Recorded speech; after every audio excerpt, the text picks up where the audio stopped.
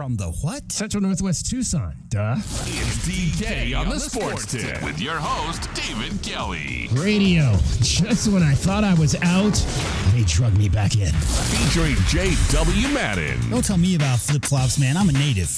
And Cricket getting you home with traffic and weather. Camp on Melt Lemon, not in the left lane on the freeway. Here we go! And now, a man who has not one, but three first names, David Scott Kelly. Raul Garrazar will be the starting pitcher for the Wildcats tonight. This will be his third start of the season and his eighth appearance. 0-2 record, 8.71 ERA. Garrazar has worked a total of 10 and a third innings. He struck out 11 and walked 5. All right, the Wildcats will turn to lefty Jaden Swanberg. To the top of the third, Wildcats will make a pitching change. Trevor Long, the third Wildcat pitcher of the night. Top of the fifth inning here at High Corbett Field. New pitcher for the Wildcats, Dawson Netz, will come on. As we go to the sixth inning, the Wildcats will bring on Tony Pluta to pitch. Now the Wildcats will turn to Bryce McKnight. Josh Morano into pitch here for the Wildcats. All right, the Wildcats just looking for someone here who can get through this lineup. And they're going to go to Owen Kremkowski now. The freshman will come in. All right, Eric Orloff will be the next to try and pull off these Grand Canyon bats tonight. We've got a 24-8 lead here. 2 out in the seventh inning. Yeah, that was a perfect explanation of what happened last night at High Corbett Field. 1, 2, 3, 4, 5, 6, 7, 8, 9, 10 pitchers. 10 pitchers did Chip Hale and his staff use last night in a 24-8 loss to Grand Canyon. We knew it was going to be a bullpen game.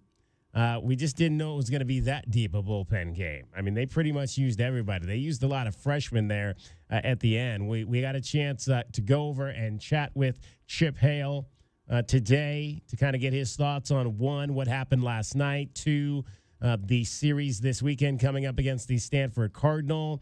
And basically, we'll let you hear that a little bit later up in the show. But basically, Chip just said, there got to a point where we didn't want to use any of our high leverage guys at the tail end of that game. Once it kind of got away from Arizona in that sixth inning, when they went down 4, it was 8-8. They went down 4 again. So they essentially just threw freshmen out there.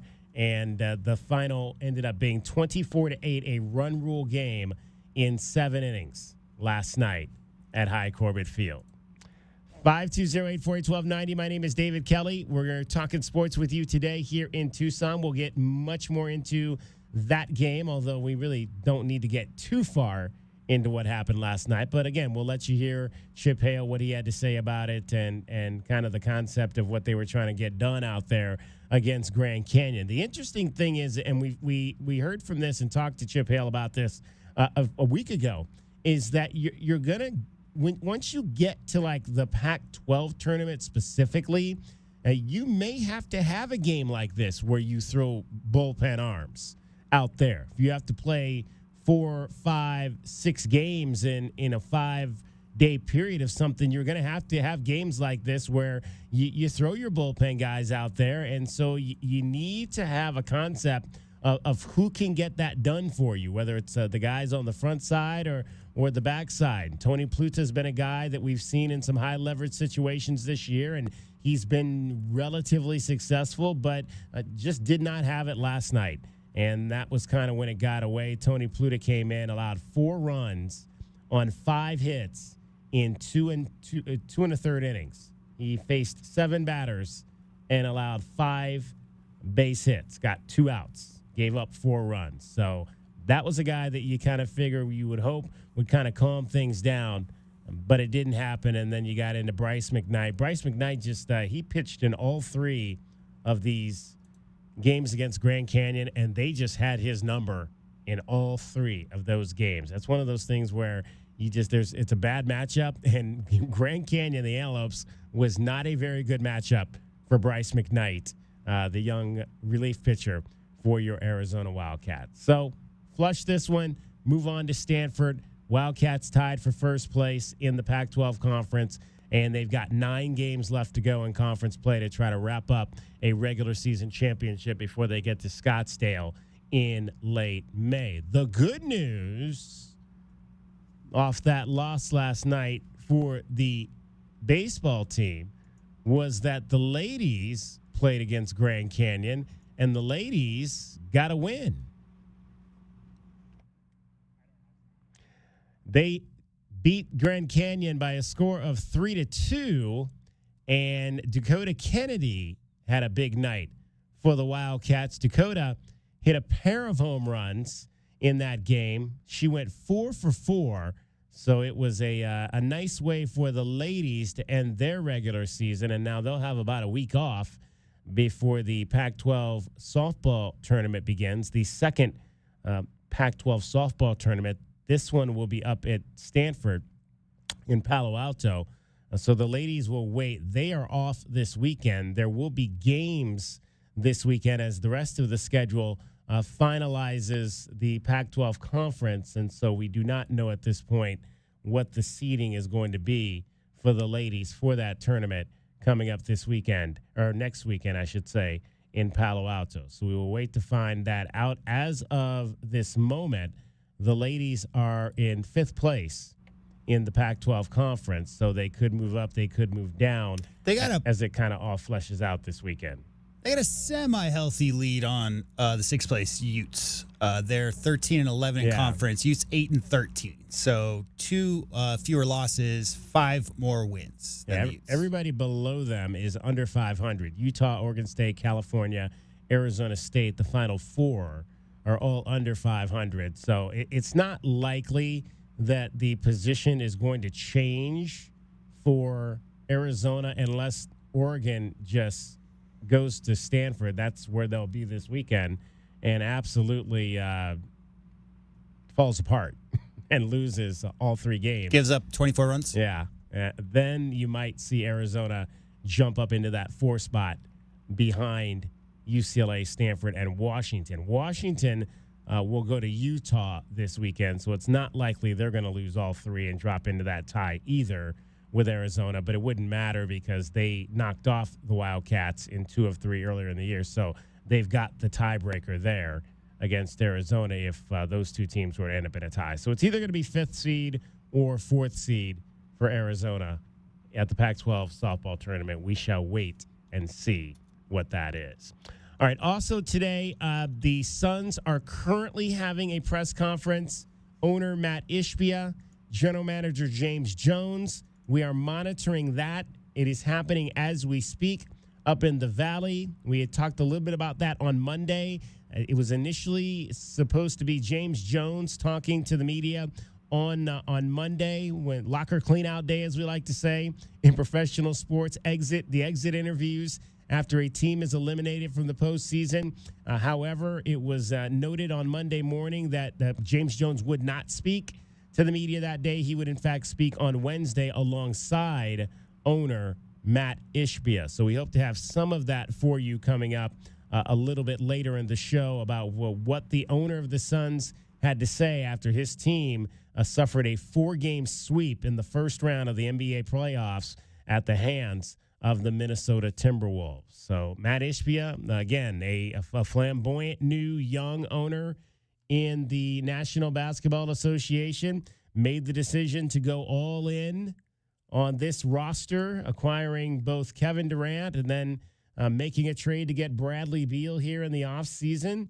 So we'll see what he has to say about his opinion on why it did not work out for this roster and what this organization can do moving forward to try to fix this thing if it can be fixed, because there's not a lot of assets right now for this Phoenix Suns team moving forward. 2 games in the association tonight. The Miami Heat will play the Boston Celtics. Celtics have a chance to wrap up that series at the Garden. Starts at 4:30. The lone other game tonight is Dallas and the Clippers. That series is currently tied 2-2. They'll be out in Los Angeles tonight. How about your team finally playing a close game for once? Yeah, right?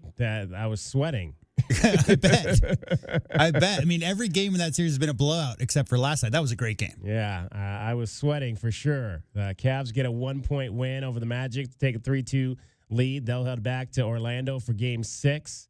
The Sixers stay alive. They go on the road and beat the Knicks in New York. Tyrese Maxey, 46 points, 9 assists. Yeah, I mean, the ending of that game was pretty crazy. There's no reason that New York should have lost that game if you saw the end. I did not see the end. So they had a 6-point lead with 28 seconds to go. Maxey brings the ball up, gives a little head fake, gets fouled, leans in, a little leaner, hits the three and the foul, makes the free throw to cut the lead to 2. The Knicks go 1 for 2 on the ensuing possession from the free throw line. Maxey comes down, hits another 3, ties the game. They go to overtime. So they had a 6-point lead with 28 seconds to go. Maxey scored 7 points in the last 26 seconds. Pretty impressive. Pretty impressive how these games are ending. And the demise of the Bucks was greatly exaggerated. Well, I mean, again, they had no Giannis and no Dame. They hadn't had Giannis this whole series, but they didn't have Dame last night. That was just, to me, more to do with the Pacers brought energy they brought into that game. We heard a lot about Ant the other day talking about wanting to close things out. That was his attitude going in. He didn't want to, play with food. And I'm not trying to disrespect the Suns. That was his philosophy going into that game. The Pacers, another very young team without a ton of playoff experience on that roster outside of Pascal Siakam. They really should have taken advantage of the fact that Giannis and Dame weren't in that, because there's starting to be rumors that they're both potentially going to be back for the next game. So Pacers had a chance there to close that series out. Now it's 3-2. Dame and Giannis on the horizon, potentially for the Bucks. They got to go back to the Indiana for the next game, though. TJ McConnell averaging 17 minutes in this series, 7 points and 4 assists for TJ, as the Pacers now have a 3-2 lead with Game 6 on the horizon. All right, 520-848-1290 is the number to get on the program. Nick Arias is going to join us on the show today. Nick is one of the fine baseball players for the Pima Aztecs. The Aztecs have a regional semifinal game coming up on Thursday. They'll play that out at West Anklam Road. Nick Arias, if you know the name, he is, I believe he's the youngest son of George Arias, the legendary Tucson High grad, Pima Aztec, Arizona Wildcat, major leaguer with the Angels. So we'll talk to Nick Arias about life in baseball as an Arias here in Tucson, and following in Dad's footsteps, not only in the game of baseball, but playing at Tucson High and now playing at Pima College after he spent a year at Grand Canyon. So Nick Arias will join us a little bit later. We are joined right now, however, by the third member of our program. Her name is Cricket. Cricket. Hello. Do you own a gun? Yes. Yes. Okay. Well, this is for you then. Do you? I do not own a gun. No, I do not own a gun, but I got this gun lock, this very nice gun lock that they gave us at it was one of the gifts at the U.S. Marshals Survivors Benefit event over the weekend. Oh. And so I was like, well, I don't know what I'm going to do with Who this. was the MC of that event? I forget. That was me. Oh, okay. Yeah, I MC'd the event. And so, they gave us a nice bag. I got a nice half golf sleeve, short sleeve pullover, which was nice. I got a golf glove. I got some balls, so they gave us one set of balls, 3 balls. And I said, well, I'm only going to play 2 of these because I want to keep one. Because it had the U.S. Marshals Survivors Benefit logo on it. And so I said, I don't want to lose all 3 of these balls because I might not ever get a ball with a nice logo like that. So this is for you, Cricket. Oh, thank you. Do you have one of these? Can I see a little closer? Yeah, I do have a lock, but okay. This one kind of feels a little bit better. Like maybe better quality or something. All I do right. have a lock, but this is cool. Thank you. Yeah, there you go. I appreciate that. I was like, I got to find somebody to give this to because I can't use it. So there you go. you. See? Cricket's got tickets. DK's got gun locks. How about that? Is that a new segment? If I get any more, and hey, who knows? Maybe they send me a few, and we can do a giveaway on that. I would be fine with that if the U.S. Marshals want to send me some gun locks to give away on the air. I mean, yeah, we need to have those in the community for folks to protect their firearms and all that. We want to promote safety. Absolutely. Absolutely. I want safety for everybody out there. We don't want kids getting their hands on our weapons and doing crazy things with them. So there you go. So do you like to shoot? Do you go out into the range and all of that? Or? It's been a really long time. Okay. So I definitely need to brush up on my skills. How would you rate yourself when you were good? Like when you were like... I was young. My eyesight was better. You were young, your eyesight was better. I only started wearing glasses in like the last 5 or so years. Really? Yeah. Oh, so you're not I'm not like a me. lifetime. I've been wearing glasses since the 7th grade. Since you were a kid. Yeah, my sister too. Yeah. So My day's glasses. coming. My mom wore glasses since she was 3 or 4. My dad since he was 5, and I've never had to, but someday I will. Yeah, you're lucky.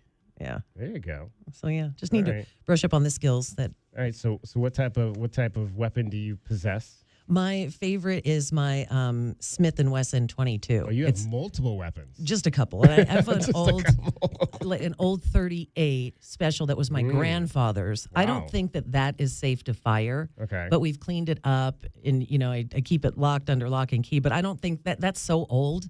I just don't think. He also had, when we cleaned up his house, he had ammo from World War II. Right. I am not kidding.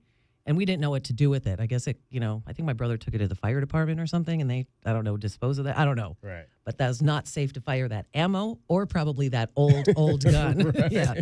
That's just for show. Yeah, That's it's when you lovely, you put yeah. it in a case and put it up on the wall and let people marvel at it when they come by the house. Yeah. It's funny. I don't know if you ever see one of my favorite movie lines of all time involves Smith and Wesson. Do you ever see the movie Running Scared with Billy Crystal? He and Gregory Hines are cops in Chicago. And who was Jimmy Smits? Jimmy Smits is the bad guy. Mm-hmm. And so Jimmy Smits was Miami Vice. Right, yeah. He was on Miami Vice for a while. Okay. So they catch up with Jimmy Smits in this like abandoned building, right? Actually, I'm sorry. It was another one of the bad guys that was in the film. One of Jimmy Smits's bad lieutenants, right? And so they catch up with the guy in this building, and Billy Crystal's got the gun to the guy's cheek, and he's trying to get information out of him. And the guy was of Hispanic descent, and he goes, "No hablo inglés," and Billy Crystal goes, "Habla Smith and Wesson?" Perfect. He's like, "You have the right to remain dead." If you can't afford an attorney, a medical examiner can be appointed for you. Can help you out. Oh my gosh. Oh my goodness. One of the funniest lines ever in a movie. Habla Smith and Wesson? That says a lot. There we go. All right. Cricket's getting you home every 20 minutes on the fives with your traffic and your weather. And from the O'Reilly Chevrolet Traffic Center, it's Wildcats Radio, 1290 traffic and weather together. Some busy travel on westbound Speedway at Main Avenue at Grant and Campbell, Glen eastbound at Campbell, collisions that are reported at Fort Lowland Mountain, Congress at I-10 and also 22nd Street and Craycroft. And for your weather, 57 the low, sunny, 89 tomorrow and 89 now. I'm Cricket with your Wildcats Radio 1290 traffic and weather together. This report is sponsored by Discover. As humans, we like having options. One option you might like is speaking with a real As humans, we like having options. One option you might like is speaking with a real person when you call about your credit card. With 24/7 live U.S.-based customer service from Discover, everyone can talk to a real person anytime, day or night. Limitations apply. See terms at discover.com/creditcard. On the battlefield, there's a saying America's military men and women live by. Never leave a fallen warrior behind, ever. Off the battlefield, Wounded Warrior Project operates with the same goal. Wounded Warrior Project was created to help our men and women returning home with the scars of war, whether those scars are physical or mental. Wounded Warrior Project. We never leave a fallen warrior behind, ever. Learn more about what we do at woundedwarriorproject.org. Searching HVAC near here. Right here, ma'am. How can we help? Wow, nobody local? Huh. Wait, what? We are an HVAC company literally in your neighborhood. Why is she not seeing us? Just all the big chains. Well, it is what it is. What in the... Can you not see us? Nope, they can't see you. Because you're buried deep in the list of local HVAC providers. You are invisible online. Introducing Cumulus Boost. Get a boost, get found, get on the map. Learn more at cumulusboost.com. We all know just because gifts for loved ones can look like flowers, a spa day, or maybe even planning date night. But what about something that will truly last and protect your loved ones along the way? I'm talking about life insurance. I called SelectQuote to secure our coverage and couldn't believe how easy and affordable it was. I'm 40, and my $500,000 policy was only $16 a month. My husband's also 40, and his $500,000 policy was only $18 a month. And with their same-day coverage, there was no medical exam required, and we were covered by the time we hung up. With monthly payments less than the cost of a bouquet of flowers, this is the perfect time to make sure your family is protected. Call SelectQuote at 1-800-596-2626 or go to SelectQuote.com to get your free quote today. That's 1-800-596-2626. 1-800-596-2626. Details on example rate at SelectQuote.com.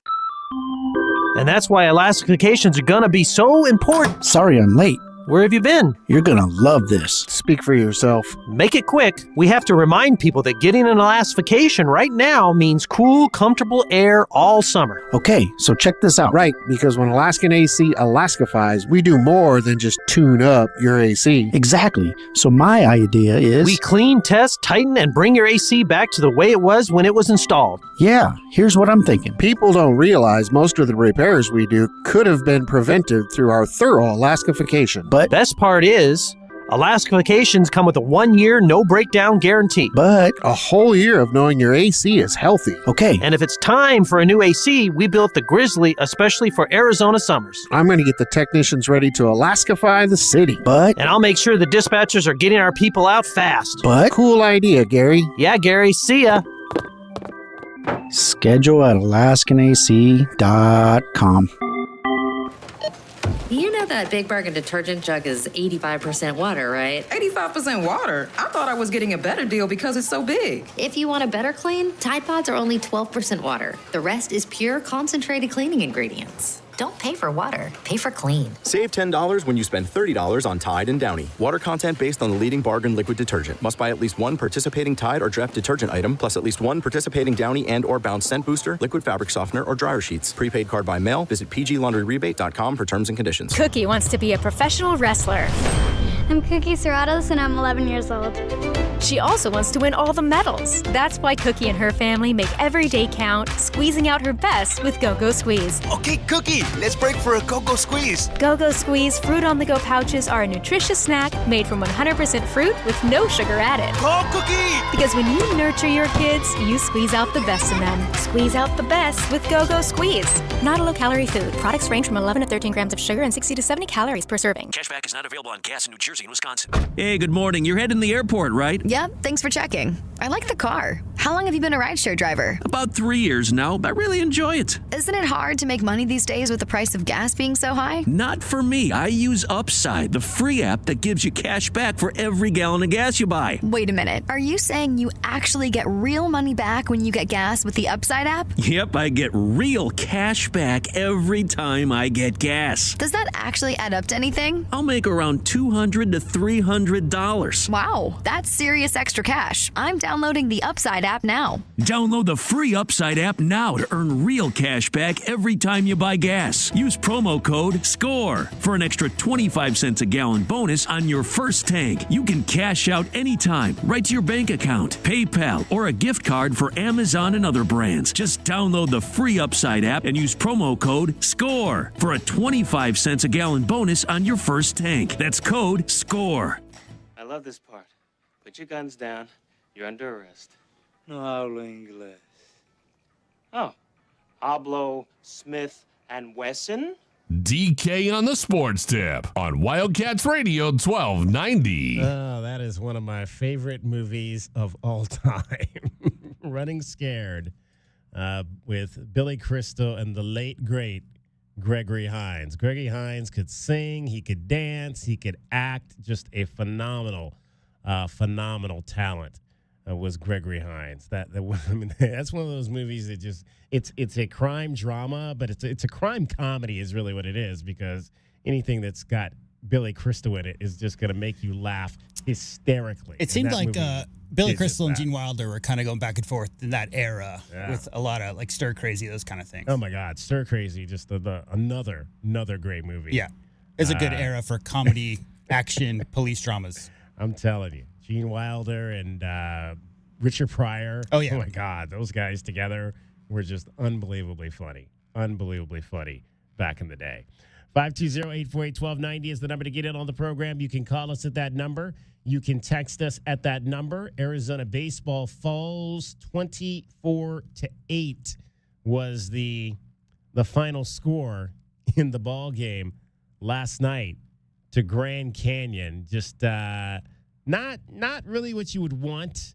Let's we have a few of the highlights, J-Dub, from that game, or lowlights. What do we have from that game? I actually have both. Yeah, we have. Let's do highlights first. Okay, because to be honest, I was here for the whole game producing here in the station, and it started out like it was a great game because Grand Canyon scored 2 in the first half, and then Arizona came back and tied it. And then Grand Canyon scored 3, and then Arizona came back and tied it. And Grand Canyon scored 3, and then Arizona came back and tied it. So there were 3 times that Arizona had come back from a deficit. So when it was 8-8, I mean, it was shaping up to be a really, really fun game. Mr. Corona singled in the first inning to score Mason White and tie that game at 2. Emilio's hit in 4 straight games. It's been a healthy hitting streak. He's 8 for his last 16 at the plate. The 1-2 to him, and that is looped out towards right. In is Pelk. It falls for a base hit. In to score from third, Mason White, and we're tied at 2.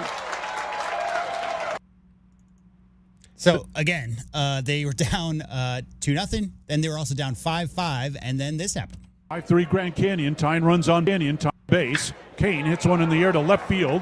On the run is Wilson. At the track, at the wall, and that one is off the wall. It's a fair ball.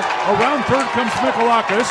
Corona rounding third. Here comes the throw to the plate. Not in time. Headed for third and out at third base. There's going to be Andrew Kane. He'll get a 2-run double to tie the game up.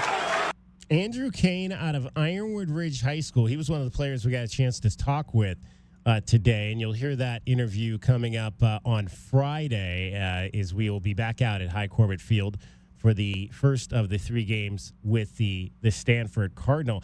I remember Andrew Kane playing basketball at Ironwood Ridge High School.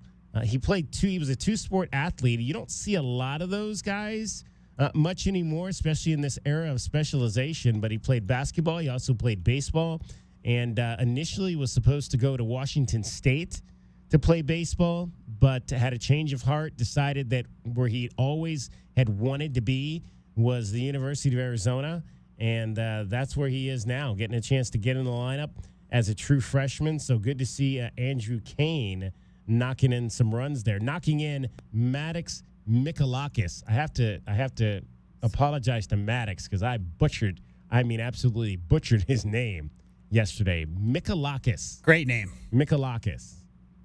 I think I said something like Mahalikis. So Andrew Kane ties the game there at 5s. Yeah. And then, DK, they fell behind again 7-all when Darren Caulfield came up to the plate with 1 man on. First pitch, hit in the air to left, fairly deep. Wilson back on that one, still backtrack. Wall, it is out of here. Darren Caulfield with a home run. And the Wildcats have tied it up. Darren Caulfield, that's what he does, man. So to that point, DK, it was shaping up to be a really fun Tuesday night midweek baseball game. Unfortunately, first the top of the 6th happened for GCU. They ended up scoring a total of 4 runs, including Patton's triple here, which scored Verduzco. Pluto with a check of the runner, and the first pitch hit deep to right field. Corona back on this one. Back at the track, at the wall, waiting, makes a leaping attempt. It's off the top of the wall. It's a fair ball. Around at third, in to score is Verduzco, and headed for third in there safely with an RBI triple is Eli Payton, and the Antelopes are back in front, 9-8. That's a good offense. It was last night. I mean, it was impossible. I think they had 14 batters, I want to say, something to that effect, there in the 7th inning. 7th inning just got way away. I mean, these are the true low lights. Second at bat, in the 7th, Galvin for GCU scores, and I believe he was Galvin's single made it so that every single position player for the Lopes reached base after this play here. Murray's at third and Pelk at second, infield in, and the pitch a chopper over the head of White into left field, and in to score will come Burries. Pelk will score as well, and the hits just keep on coming. And now everyone that has played for Grand Canyon tonight has reached base. Now, this is something, I've been doing baseball with Brian now for 8-9 years, and I've never heard this before. This was the most maybe lackluster ending of a game DK have ever heard because Arizona ended up getting run ruled. Yeah. The payoff pitch swung on and missed, strike 3. And that's it. This is going to be a run rule game, and Grand Canyon is going to take the series from the Wildcats, winning 2 out of 3. For Arizona in the 7th, no runs, no hits, no errors, nobody left. Your final score, Grand Canyon 24, Arizona 8. I remember 21-20 game at the farm. Oh, gosh. Yeah.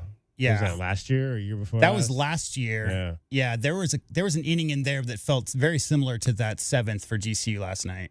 Just got away from them. There are crooked numbers, and then there's 12. And, Brian kept talking about, not obviously, maybe listeners don't know, but Arizona leads the nation in amount of walks given up per 9 innings. That gets 2.5. 6 walks last night, had a couple of errors. Brian talking about you want to get all that stuff out of your system, and this maybe was the game to do that. Well, yeah, get it out of your system before Stanford comes to town this weekend for sure. 24-8 was the final score last night at Ty Corbett Field. We'll hear from Chip Hale coming up a little bit later on this particular game and how it all went down and what they're looking forward to this weekend. They had a chance to play Stanford once already in a non-conference game. And that is one of 2 teams, they'll obviously play in the non-conference from the Pac-12, the other being the Arizona State Sun Devils, who they will face for the 4th time this season next Tuesday night. And that is a critical game for the Wildcats in terms of the Territorial Cup Series, because the Sun Devils took 2 out of 3 down here in the Pac-12 realm, so the Wildcats need to win that game just to earn a split in the Territorial Cup Series. If they lose next Tuesday night in Tempe, then in all likelihood the Sun Devils are going to win the Territorial Cup because it is tight right now. That would put the Sun Devils back on top, and it would put Arizona in a position where they'd have to sweep the track points, and that's going to be very, very difficult to do. Coming up at the Pac-12 Track and Field Championships later in this month of May. So we'll see how that all works out. But big games coming up. Both non-conference and conference for your Arizona Wildcats as they try to win a Pac-12 regular season championship. Stanford this weekend, then at Utah the following weekend will be their final Pac-12 conference road trip. Tied for first currently with the Utes. 14-7 on both sides, and then back home to take on the Oregon State Beavers in the season series finale. That'll be right here. That'll be senior weekend at Ty Corbett Field, so it'll be fun. That's always a good opponent to have in for a big series, the Oregon State Beavers. You cannot beat having those guys in here. It's going to be really Who do the Beavers exciting. play non-conference? Because they are, 21-3 outside of the conference, and they have lost 8 games in conference, 12-8. Whoever they played in non-conference, they did a good job of winning those games, right? Yeah, maybe they, maybe they had no errors and gave up no walks in their non-conference games, just like Arizona has been trying to get rid of that from last night. But, yeah, I mean, you think of the Beavers, you think of just being a dominant baseball program. So you never count them out. They're the only – they and the Ducks are the 2 teams kind of, riding down the necks of the Utes and the Wildcats there at the top. All right, 520-848-1290 is the number to get in on the program, 520-848-1290. I want to tell you about – I've been telling you about it, but I'm going to continue to tell you about this sweet deal that I've got for you from St. Elizabeth Ann Seton Catholic School. How about a year's worth of tuition, which normally is going to cost you $7,600? How about you get that year of tuition for half that price? $3,800. A year's tuition to St. Elizabeth Ann Seton Catholic School. It is a sweet deal on sale right now. WildcatsRadio1290.com. Head on over there. St. Elizabeth Ann Seton Catholic School. They offer daily religion classes and a focus on moral, spiritual, and character development. The class sizes are nice, just 16 students average per class. Students consistently score well above the national average in math, reading, and language. They also offer daily enrichment classes, including music, art, PE, technology, and on the junior high level, they offer 3D design and printing, plus multidisciplinary engineering and Latin. St. Elizabeth Ann Seton Catholic School voted top middle school at the Southern Arizona Regional Science and Engineering Fair. It's a sweet deal, folks. You're not going to find this anywhere else but Wildcats Radio 1290. A year's tuition, normally $7,600 for $3,800. So head on over right now for that sweet deal. WildcatsRadio1290.com. Right now, how about a sweet traffic report coming up from our girl? It is Cricket, getting you home every 20 minutes on the fives with your traffic and your weather. From the O'Reilly Chevrolet Traffic Center, it's Wildcats Radio 1290 traffic and weather together. Collisions that are reported Valencia near Cardinal, east of Cardinal on Valencia. Fort Lowell and Mountain is clearing. Congress at I-10, also 22nd Street and Craycroft. 57 the low, sunny, 89 tomorrow and 89 now. And I'm Cricket with your Wildcats Radio 1290 traffic and weather together. This report is sponsored by eBay Motors. eBay Motors is here for the ride with the parts you need at the prices you want. And with eBay Guaranteed Fit, they're guaranteed to fit your ride the first time, every time, or your money back. Keep your ride or die alive at ebaymotors.com. Eligible items only. Exclusions apply. Here at O'Reilly Chevrolet, we just celebrated 100 years, and it's truck season. And if that truck you've been driving around feels 100 years old, you know where to come. So see us today. O'Reilly Chevrolet. This just in, Goodfellas AC is matching up to $2,000 on federal tax credit. Whoa, seriously? This is unbelievable. I gotta call Floyd at Goodfellas. Hello, Goodfellas. Floyd speaking. Is it true about the $2,000? It sure is. Homeowners like you may qualify for a 30% federal tax credit up to $2,000 on qualifying heat pumps. And Goodfellas will match the tax credit dollar for dollar up to $2,000. Good service, good prices, Goodfellas. Sponsored by Progressive Insurance. Make sure your family is well taken care of with life insurance. Protect your phones, laptops, and more with electronic device insurance. And cover your furry friends with pet health insurance. Getting quality employees to fill positions in your company is essential, but finding those people can be a major hassle unless you use ZipRecruiter. ZipRecruiter makes finding quality people a breeze. ZipRecruiter's advanced technology identifies candidates with the right skills, sends you great matches, then you can easily invite them to apply. 4 out of 5 employers who post on ZipRecruiter get a quality candidate within the first day. See for yourself. Go to ZipRecruiter.com/free to try ZipRecruiter for free. That's ZipRecruiter.com/free.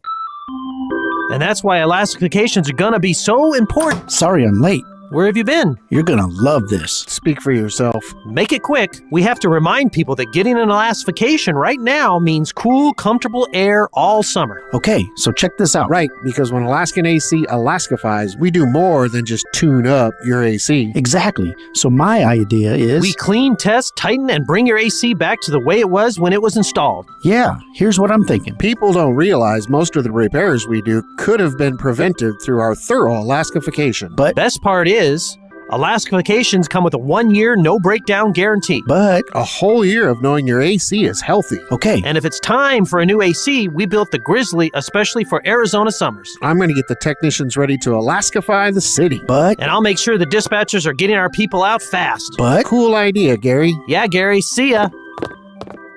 Schedule at AlaskanAC.com. 3 little words no parent wants to hear. My tummy hurts. And it always seems to happen at the worst times. Like in the middle of the morning rush, when you still have homework to check and lunches to pack, and of course, you're already late for work. Luckily, there's Pepto Kids. Pepto Kids Chewables provide fast relief for common stomach issues, turning those 3 words into these 3 words. I feel better. Bad time for stomach upsets? Good time for Pepto Kids Chewables. Fast relief for little tummies. Use as directed. Keep out of reach of children. Progressive protects more than just your home and car. You could save when you bundle your motorcycles, ATVs, boats, and RVs. Doesn't that sound good? Like the sound of the wind in the trees as your RV sits parked in the forest. Is that the call of the majestic owl? And there's the sound of a tree branch crashing into the roof of your RV. Oof, I guess their nest was in that branch. But you know what does sound good? You're covered with Progressive. So bundle all your vehicles and home in one place and save with the multi-policy discounts. Progressive Casualty Insurance Company affiliates and other insurers. DK on the Sports Tip on Wildcats Radio 1290. 520-848-1290 is the number to get in on the program. You can call us at that number. You can text us at that number. How about you download our app? Do so right now. The Wildcats Radio 1290 app. It slaps. It's got everything you need to know going on here in Southern Arizona and in Arizona sports. Right now, your top story on the app, the Bees. Did you hear about the Bees, J-Dub? I heard about them. I also saw the video of the guy who ended up taking care of that issue. Seemed to be having himself a really, really good time last night. Yeah, the Bees delayed the game last night at Chase Field. We're going to hear from that gentleman coming up a little bit later, the beekeeper who got rid of the Bees. He so was the awesome. Diamondbacks could he had a flair for the dramatics. So he took a bow sure. and waved to the crowd before he got up on the ladder, before he got into his whole bee outfit. Yeah. You know, he really was addressing the crowd already. Gets in the outfit, comes down, and the way he took off his hat, his helmet so dramatically and raised his hands, like he just won some kind of war or something. Yeah, it was amazing. It was he really, really, really impressed me with his ability to really pump that crowd up. Yeah, it was. And funny. how long was the final? What was the final count on how long the game was? The start of the game was. I think delayed? it was over 2 hours. Yeah, it was a while. Yeah, it was a 2 hour delay. Well, it was just above home plate on the netting, right? Is where they decided to settle. So a lot of fans around there, and let's see, hypothetically, a batter fouls a couple off, DK. Where are those balls going? They're going straight back into that netting, and they're going to disturb a bunch of bees, right? A bunch of paying fans. That's not a good look. Yeah. It was quite something to see, and then the Diamondbacks win on a walk-off by Christian Walker. Dakota Kennedy homered twice for Arizona. Christian Walker homered twice for the Arizona Diamondbacks in their 1-run win. We'll let you hear from the beekeeper coming up a little bit later as he talked after the game about the situation and how he was able to rectify it, for sure. All right, but first let's hear from Chip Hale, the head coach of your Arizona Wildcats, after a 24-8 loss last night to Grand Canyon, the Antelopes. Chip, we had a chance to catch up with him earlier over at High Corbett Field, and he was asked, do you just flush a 24-8 loss? I think you do flush it, for sure. Do I think it's not us? Not necessarily. I think that, it was 8-8, and Tony went out, Pluta, and didn't pitch his best, but we still were, we're literally, a ball hits the wall, or, just above Emilio's glove from going in, losing now 9-8. And then at that point, when we brought Kyler in, I made the decision, not Kevin or John. I made the decision that we weren't going to use any more of our bullpen guys, just for the pure fact I want them 100% for this weekend. So we went to the freshmen, who I thought would pitch better, and they didn't. So it's indicative of what we have to do to get them better, which is not a bad thing for them to learn that, maybe what I've been doing is not good enough. When you look at a situation like that, why don't you think were they not ready, for those situations? You think? Maybe so. Yeah, that's we talked about a lot this morning. To be honest with you, we've exhausted every avenue of it, and some of it is, maybe they were just shocked they were in the game. We haven't used them. We just felt like at Washington, we We pushed on a lot of our relievers. I did. I felt this way. I don't know if Kevin felt as much as I did. But we pushed hard with, guys pitching twice on the weekend. And I just know how important the Pac-12 games are. And, I think if we would have used some of our guys that we've been using a lot of, maybe we can stay in the game. But, boy, they were hot, and they were hitting everything. Didn't matter who was pitching. Some injury updates. Do you expect either Richie or Easton to be available this weekend? No. No? How bad is it for Easton? Is it the same hamstring he injured? No, it is not. It's the other hamstring, and it's way better than we thought when it happened. Okay. So we're hoping that, maybe by Oregon State, maybe, who knows, knock on wood, maybe, or Utah, who knows. Okay. What about Richie? Richie is he feels great. He's not really been able to do anything with the team because the doctors don't want him to do anything active yet. So once he gets the okay from the doctor, we're hoping this week he can get back on the field. Now he won't, like I said, won't be ready for Stanford, but maybe for Utah. Is that a concussion or an eye No. injury? It's got he has a little issue in the sinus, some broken bone. They just want it to heal before he gets going. Well, you've had the good fortune of some of your bench guys, the depth stepping up. First Maddox moving into the field, but then Andrew taking that DH spot, TJ in left field. How helpful has it been to have that depth and that it's not as much of a drop-off as it could have been? Yeah, it was great in Washington. I thought TJ had fantastic at-bats. Kane's hit all year. I mean, it's interesting where, sometimes guys, you won't play him for a week, you put him in, and their at-bats are really suffer for it. And it doesn't matter if he sits for a week, 2 weeks, he goes in there and gets a hit or hits the ball hard. So he's a natural hitter, and we're excited to get more at-bats out of him. He's going to be a big guy down the stretch. What did you see in Andrew when you were recruiting him, and how has that translated? Yeah, well, once he decommitted from Washington State, we had seen him in the area code tryouts when he was a commit to Washington State, and we're kind of like, because I wasn't here yet, but like, wow, where did this guy come from?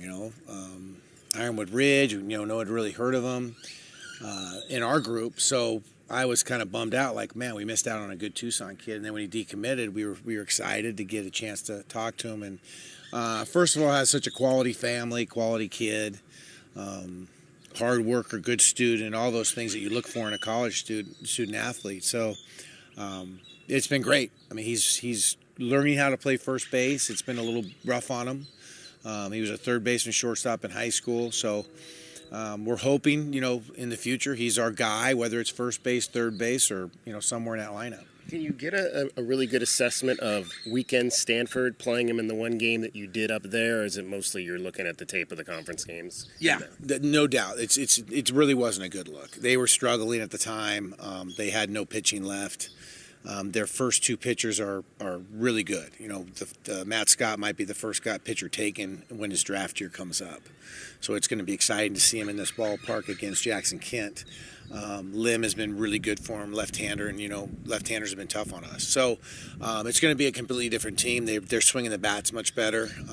So it's a good challenge for us. When it comes to the struggles that maybe the bullpen's been having lately, do you think that you need the starters to go another inning or two? Even though they've been going 5+ every game, do you maybe need them to get into the seventh? No, I think that's a bad message for me even to think that, because I think that we have good arms. They've thrown well.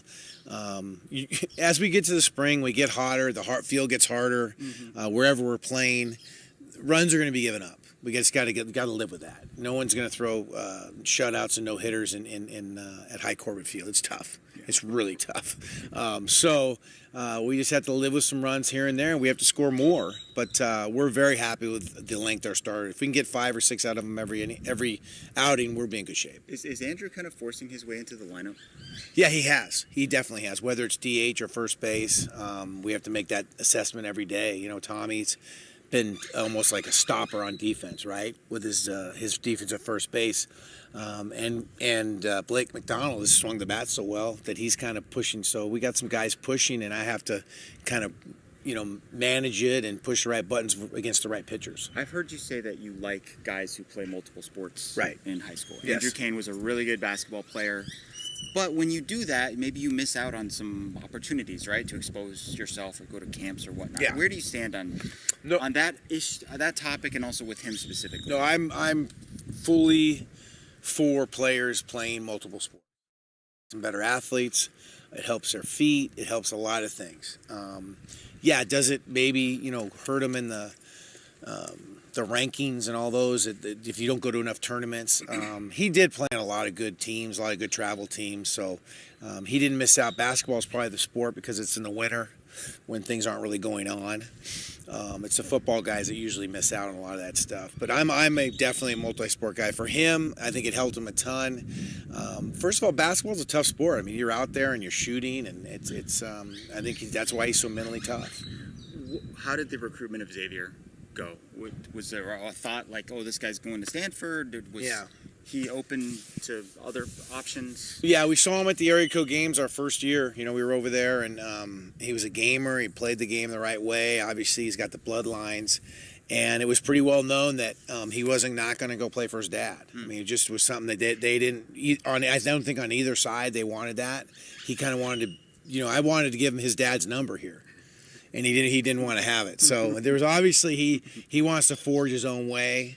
Another great student athlete, and has been so good for our team in many ways, and we hope in the future we'll get more playing time. Well, and that's another one that when you've needed to plug him into somewhere, he's fit in that. Right. Is that maybe a big difference for this team on the offensive side than your first 2 years, that when you get past the starting 9, your 10, 11, 12, 13 have been a better quality, so that if you need to fill them in? Yeah, that's a tough one, because if you think about last year, right, it was hard for Emilio Corona to get in the lineup. Okay. Right?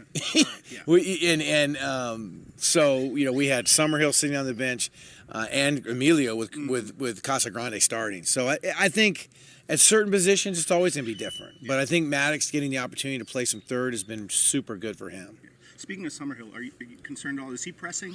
Yeah, a little bit. Yeah. Okay. I mean, I think, I went through it last night, and then we talked about it after the game, but I showed him, I said, well, here's Grand Canyon's lineup. I said, senior, sophomore, redshirt senior. I said, these guys have played a lot of baseball games, and they're really good hitters, and they're very impressive. I said, we're sophomore, freshman, redshirt freshman, sophomore. I said, that's kind of why we press. Guys get panicky. They it's not just Summer, it's a lot of guys. They go 0 for 4, they go for 8, they 1 for 12, and then they think they're in a slump.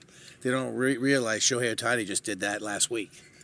Chip had a chance to talk to Toby DeMello yesterday. What was right about him for a promotion to the full-time staff after his first 2 years as a volunteer here? Yeah, well, he's just unbelievable with the offense. He's great with the hitters. He develops, I always say the best coaches develop really good relationships with their players, and he's done that throughout his 3 years here. He was very loyal to us. He had an opportunity to go other places. So when that third, paid assistant came open, then I definitely wanted him to be the guy. While the bullpen has been struggling, one guy hasn't, and that's Tonko in this new role. Yeah. He hasn't given up a run, I don't think, since he's kind of become a one-inning guy. What are you seeing from him in that position? Yeah, it was kind of the same thing we saw as a starter. If you look back at a lot of his starts this year especially, his first inning was okay. He was throwing it hard. He was ripping that slider, and then he sort of would get into a little bit of a rut. So when we went to the 1 inning, or maybe it becomes 2 innings, in a big game, who knows? Or maybe it's 4 outs. He has been super impressive. The velocity stayed up. He pitched twice in the Washington series, and the velocity was good, and the slider was tight. So we'll just keep going with it. Yeah, maybe last year that ninth inning at Washington gets away from him. Yeah, for sure. The leadoff hit by Arquette. Leadoff hit, and then all of a sudden, squeezed, right. And then he's got second and third, and he just kind of works out of it. Yeah. I mean, did you see that from him out on the mound, that he's just like, whatever? I think he just is locked in. Whether it's whatever, or he's just able to let it roll off his back. But he's a lot more locked in right now. And I give all the credit to Kevin. He's done such a good job of sort of molding him into that guy. All right, that's Chip Hale, the head coach of your Arizona Wildcats baseball team. Wildcats will take on the Stanford Cardinal this weekend. It's going to be interesting from the standpoint that you've got the Cardinal coming in here. Their head coach, son, plays for the Arizona Wildcats.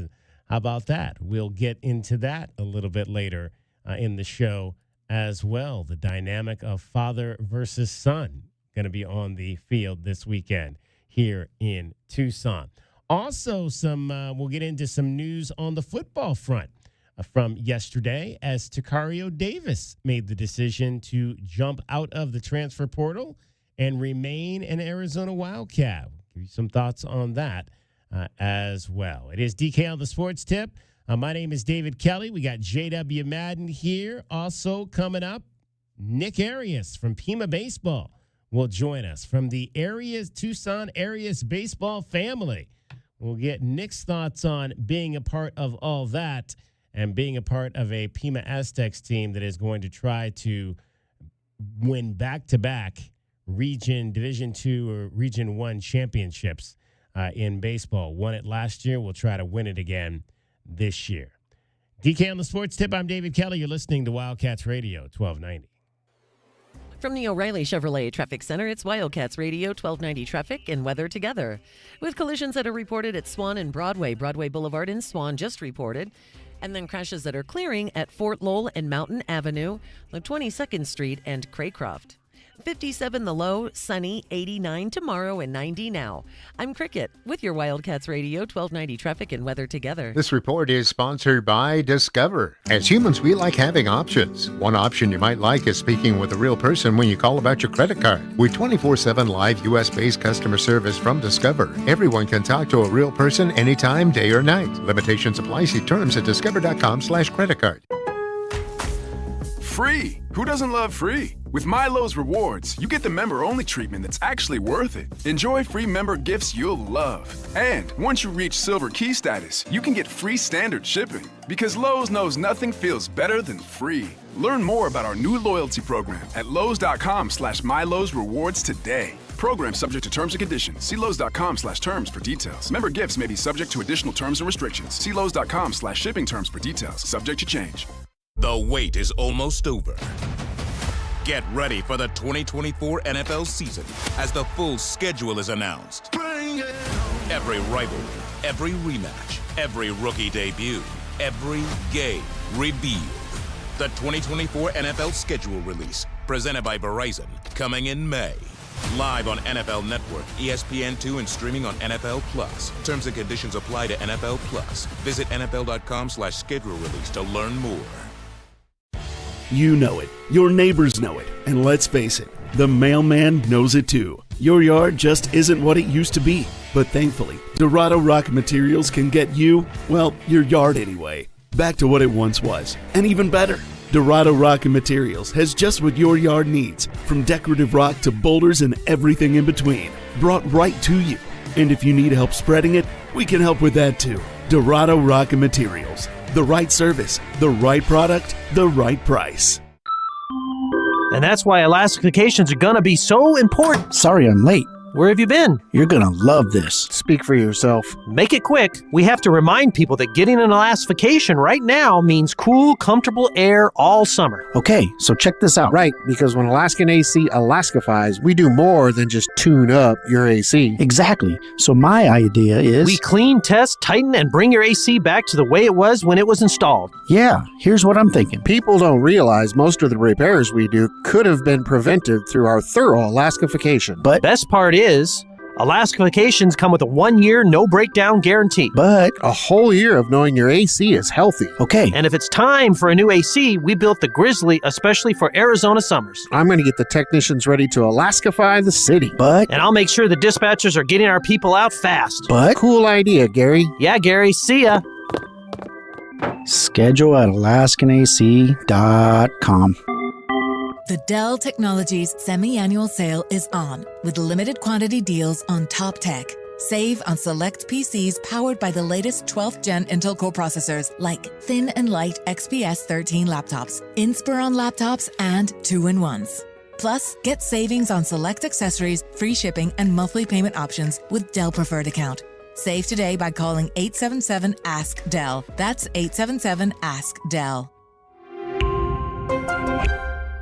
Do you have heart failure and often hear, Those stomach issues ruined your birthday. You're too tired to play catch, Grandpa. Sweetie, you haven't touched your tools since the carpal tunnel syndrome diagnosis. If these seemingly unrelated symptoms sound familiar, talk to your cardiologist and ask about transthyretin amyloid cardiomyopathy, or ATTR-CM, a rare and underdiagnosed disease that gets worse over time. Learn more at connecttoyourheart.com. That's connecttoyourheart.com. Sponsored by Pfizer. Without the ones like you, who work tirelessly to keep things running, everything would suddenly stop. Hospitals, factories, schools, and power plants, they all depend on you. No matter the weather, emergency, or time of day, you're the ones who get it done. At Grainger, we're here for you with professional-grade industrial supplies. Count on real-time product availability and fast delivery. Call, clickgrainger.com, or just stop by. Grainger, for the ones who get it done.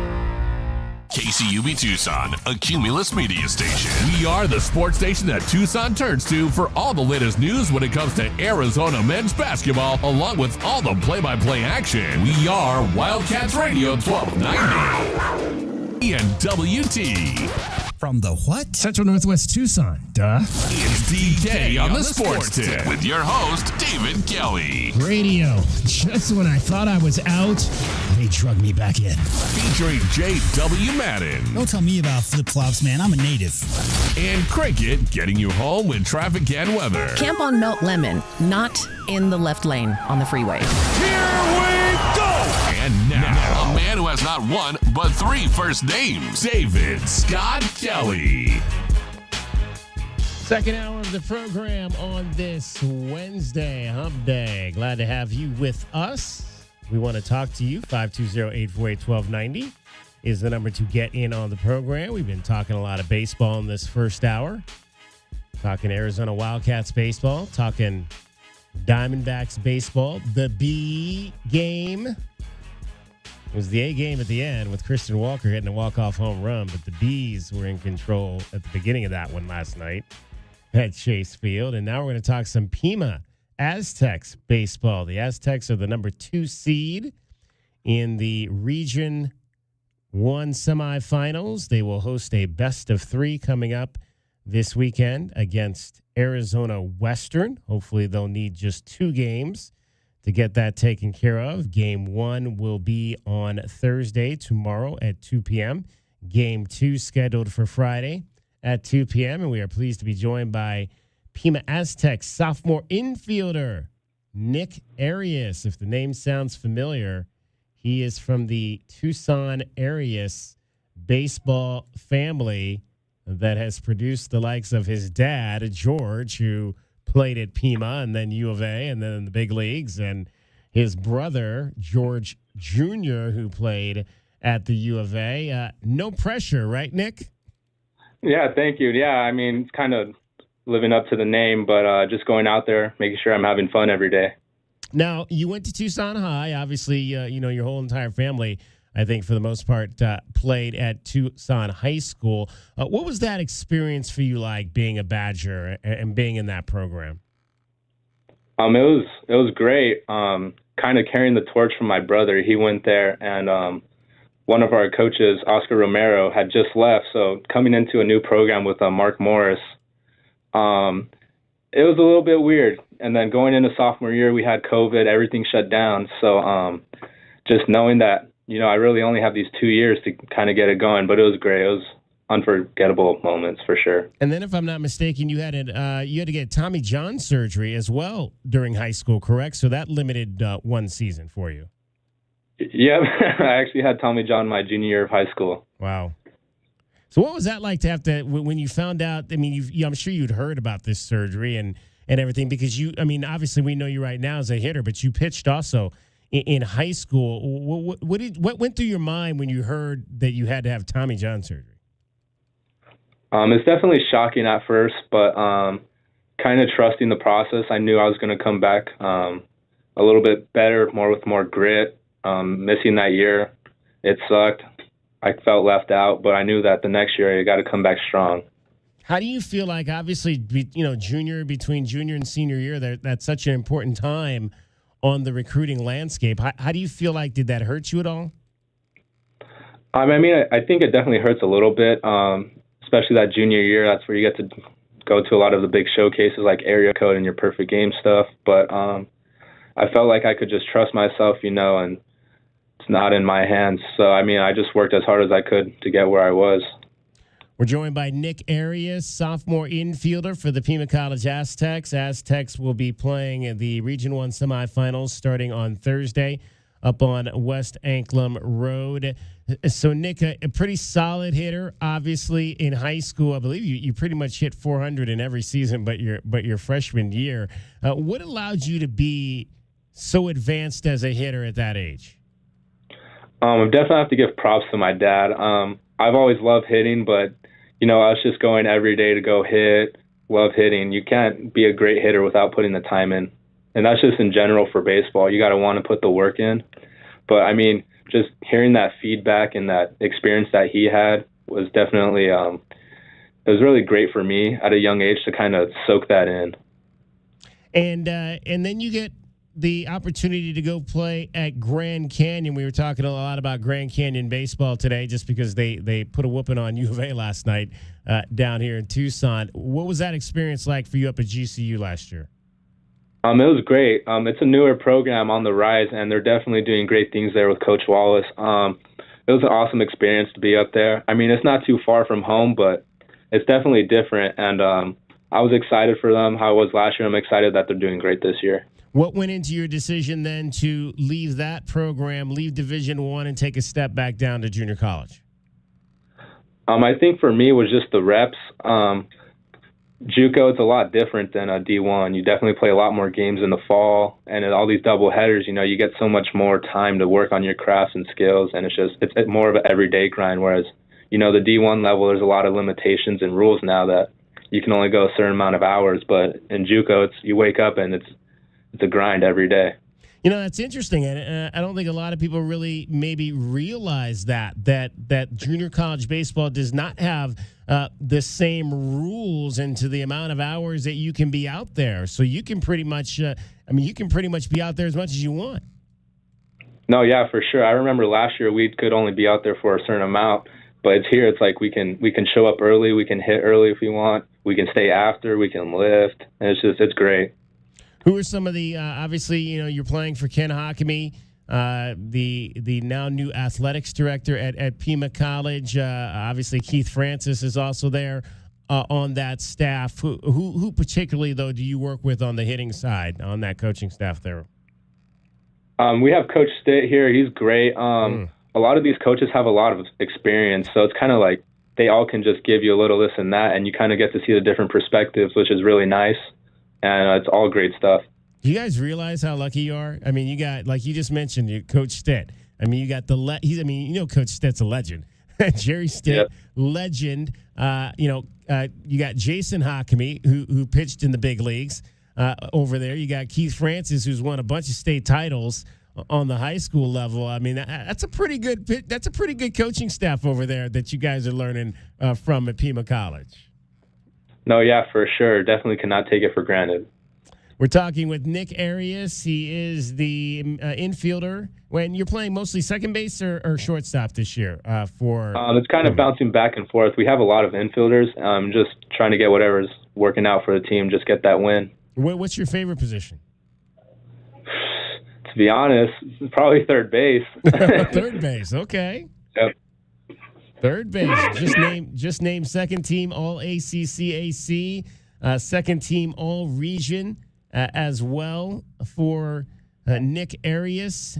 You talked about your brother a little bit earlier. What was that like? The two of you growing up. You're about 2-3 years apart, if I'm not mistaken. Yeah, he's 4 years older than me. 4 years older than you. So you were probably just like following him around. What did you kind of learn from your big brother following him around in this game? Definitely got to watch and experience a lot of things at a younger age. Always going to his games, getting to be in the dugout, getting the feel of the game at a younger age, getting to learn more things that I didn't have to learn later in life. Kind of just really helped me take a step forward, I feel like, and put me a little bit ahead of the game. So now you're still obviously now back down at JC level. Are you looking potentially to get back to a Division I? Do you think you might be able to play your way into a draft position out of JC this year? What's kind of the plan moving forward? Not too sure. The plan for me was just to come down and get reps, but at this point, I mean, I just want to win. All I'm thinking about is keep winning, and that's all I'm really thinking about. This team's awesome, and I can't wait to see what we do this year. Yeah, well, you guys are winning. I mean, second year in a row that this Pima baseball team has won 40-plus games. You obviously were not a part of last year's team, but what do you like about this squad that you guys have? For being an older team, I think we actually all get along. We have a handful of bounce backs, but everyone kind of clicked really well. Even in the beginning, we never really had any animosity, and everyone just clicked. And I think that's what really helps is everyone gets along, and it's always a good vibe. Who are some of those other bounce back guys that are really helping you guys make this happen this year? For sure, our starting catcher Caleb Hurd from New Mexico. Right. It's one of the. I still think he's one of the best catchers I've seen. Go ahead. Sorry. We're talking with Nick Arias, infielder for the Pima Aztecs. They'll take on Arizona Western starting tomorrow in the Region 1 semifinals. It's a best of 3 with games on Thursday, Friday, and Saturday. Nick, you guys played Arizona Western during the regular season. What was your takeaway from them and what you guys need to do to get this series won? They're definitely a scrappy team. They're really good at the small ball game, and I just feel like if we can capitalize on them trying to give us free outs, I think we have a really good hitting team, and our pitching's been doing really well, and I think if we just play good defense, then we'll see. Now, you're obviously way too young to have seen your dad play in the big leagues, but does he have any tapes? Like, does he have tapes around the house that you'll sometimes pull out and say, I want to see who you were swinging against when you were in the big time? Oh yeah, there's just now that you mentioned that, there used to be a play that always would come on an MLB. It was him hitting a ball off Randy Johnson dead center and Ken Griffey robbing it. I never knew it was my dad. I never knew it was my dad until I was older. I started listening to the words. It's like Arias, and I was like, wait, is that Dad? And he never told me. I had to find out on my own. So what was that like for you the first time you realized that your dad had played in the big leagues? It's definitely humbling, especially now where it's like a lot of people can get drafted, but not a lot of people get to make it. Yeah. And I think it really just puts it into a bigger perspective of how hard you actually have to work. Nick Arias is joining us. He is the infielder for the Pima Aztecs, leads the team in hits this year with 56, has 4 home runs, batting .346 on the year. It's got 6 stolen bases. You gotta catch up with Antonio though. Antonio's stolen 27. What makes him such a great base stealer, Antonio Avila? I mean, he was a track runner. He's got me beat. He's from New Mexico. I guess he was a super track athlete, and he barely started playing baseball. Do you fashion yourself a power hitter, or what? And like, how would you? If I was gonna say, write me the scouting report of Nick Arias, what would you say that is? I would consider myself more of a handsy gap to gap hitter. Okay, I like that handsy gap to gap. I've not heard that phrase before. I like that. Yeah, I definitely have enough power to hit him out, but I feel like in the game now, that's all it's about is power, and you don't really see the big averages. Whereas back then it was like, if you can hit to all fields, that average is going to fly up and then it's going to keep going. The home runs will come. Had you thought at all about going to Pima right out of high school and not going Division I right away? It was a bit difficult because I committed my sophomore year right before COVID. Okay. So then, I mean, I was there. I was committed, and I felt like I was really going to go to GCU. They have a really good program on the rise, and their schooling's really well. So, I mean, I was all in for GCU. So did you commit to the old coach who left to go to USC? Yeah, I committed to Andy Stankiewicz. Andy Stankiewicz, absolutely. In terms of, I always like to ask the COVID kids this question. What did you do during that period when there were no games to try to stay on your game? I feel personally for me, COVID was one of the best times for me as a baseball player. That's when I I think going into COVID, I was around 150, and by the time high school started, I was around 175. Wow. I really got into the weight room, and really, I feel like that's when I really started working on my craft a lot more and started falling in love with the grind of baseball. Nice. Putting on that weight. That's a good thing. That'll carry you a long way in terms of your stamina and getting through the dog days of long seasons for sure.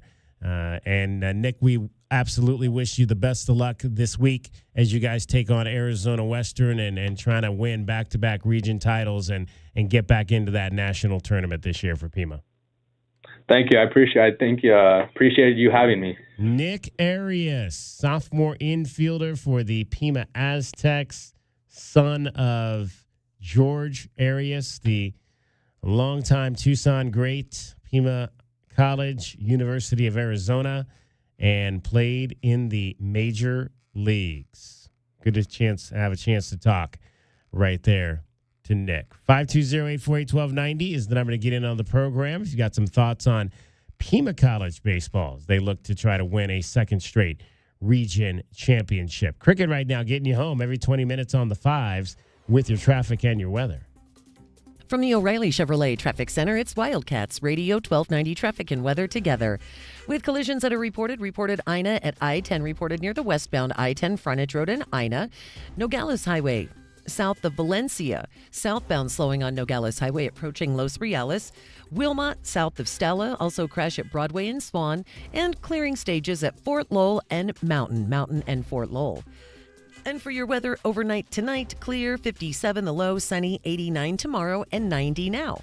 And I'm Cricket with your Wildcats Radio 1290 traffic and weather together. This report is sponsored by Progressive Insurance. Make sure your family is well taken care of with life insurance. Protect your phones, laptops, and more with electronic device insurance. And even cover your furry friends with pet health insurance. Visit Progressive.com or call 1-800-PROGRESSIVE. O'Reilly! You need parts? O'Reilly Auto Parts has parts. Need them fast? We've got fast. No matter what you need, we have thousands of professional parts people doing their part to make sure you have it. Product availability. Just one part that makes O'Reilly stand apart. The professional parts people. O'Reilly Auto Parts. Motherhood to me is everything. They have no days off. They're so resilient, so strong, and so underrated. They are 24/7 on call. I wouldn't be where I am today without her support and guidance. She just pulled her boots on every day and went to work. She taught me the importance of being self-reliant and kind, but not a doormat. Mom is the pillar of our ranch. She's the backbone of our family. I'm very fortunate that I grew up with a great mom, and I'm even more fortunate that I've got a great mom for my children. Boot Barn, keep west. John brings his skewed sense of humor. Jeff brings tips to cut strokes off your next round. Together, it's those weekend golf guys. They'll pay a lot of money to PXG and Titleist and Callaway and on, right? How many yards do you think you're going to pick up with that extra driver? I think I can get an extra 5 to 10. What if I give you 15 to 20? You pay me more. Jeff Smith teaches on a sliding scale. Those Weekend Golf Guys, the podcast, part of the Believe Network. Just search BLEAV on YouTube or wherever you listen. Is reviewing life insurance on your to-do list? Now's the perfect time to add it. A friend recently told me that securing life insurance sooner rather than later can help you lock in lower rates for years to come. So I bumped this up on my list and got it done. I called SelectQuote and couldn't believe how easy and affordable life insurance is. I'm 40 and got a $500,000 policy for $16 a month. My husband's also 40 and his $500,000 policy was only $18 a month. Plus, with SelectQuote's same-day coverage, there was no medical exam required, and we were covered by the time we hung up. Knowing I have this checked off my list feels amazing, but the peace of mind knowing my family is protected feels even better. Call SelectQuote at 1-800-280-8787. That's 1-800-280-8787. Or go to SelectQuote.com to get your free quote today. That's 1-800-280-8787. Details on example rate at SelectQuote.com. Listeners, take time to remember our troops overseas. They have selflessly risked their lives for our safety and well-being.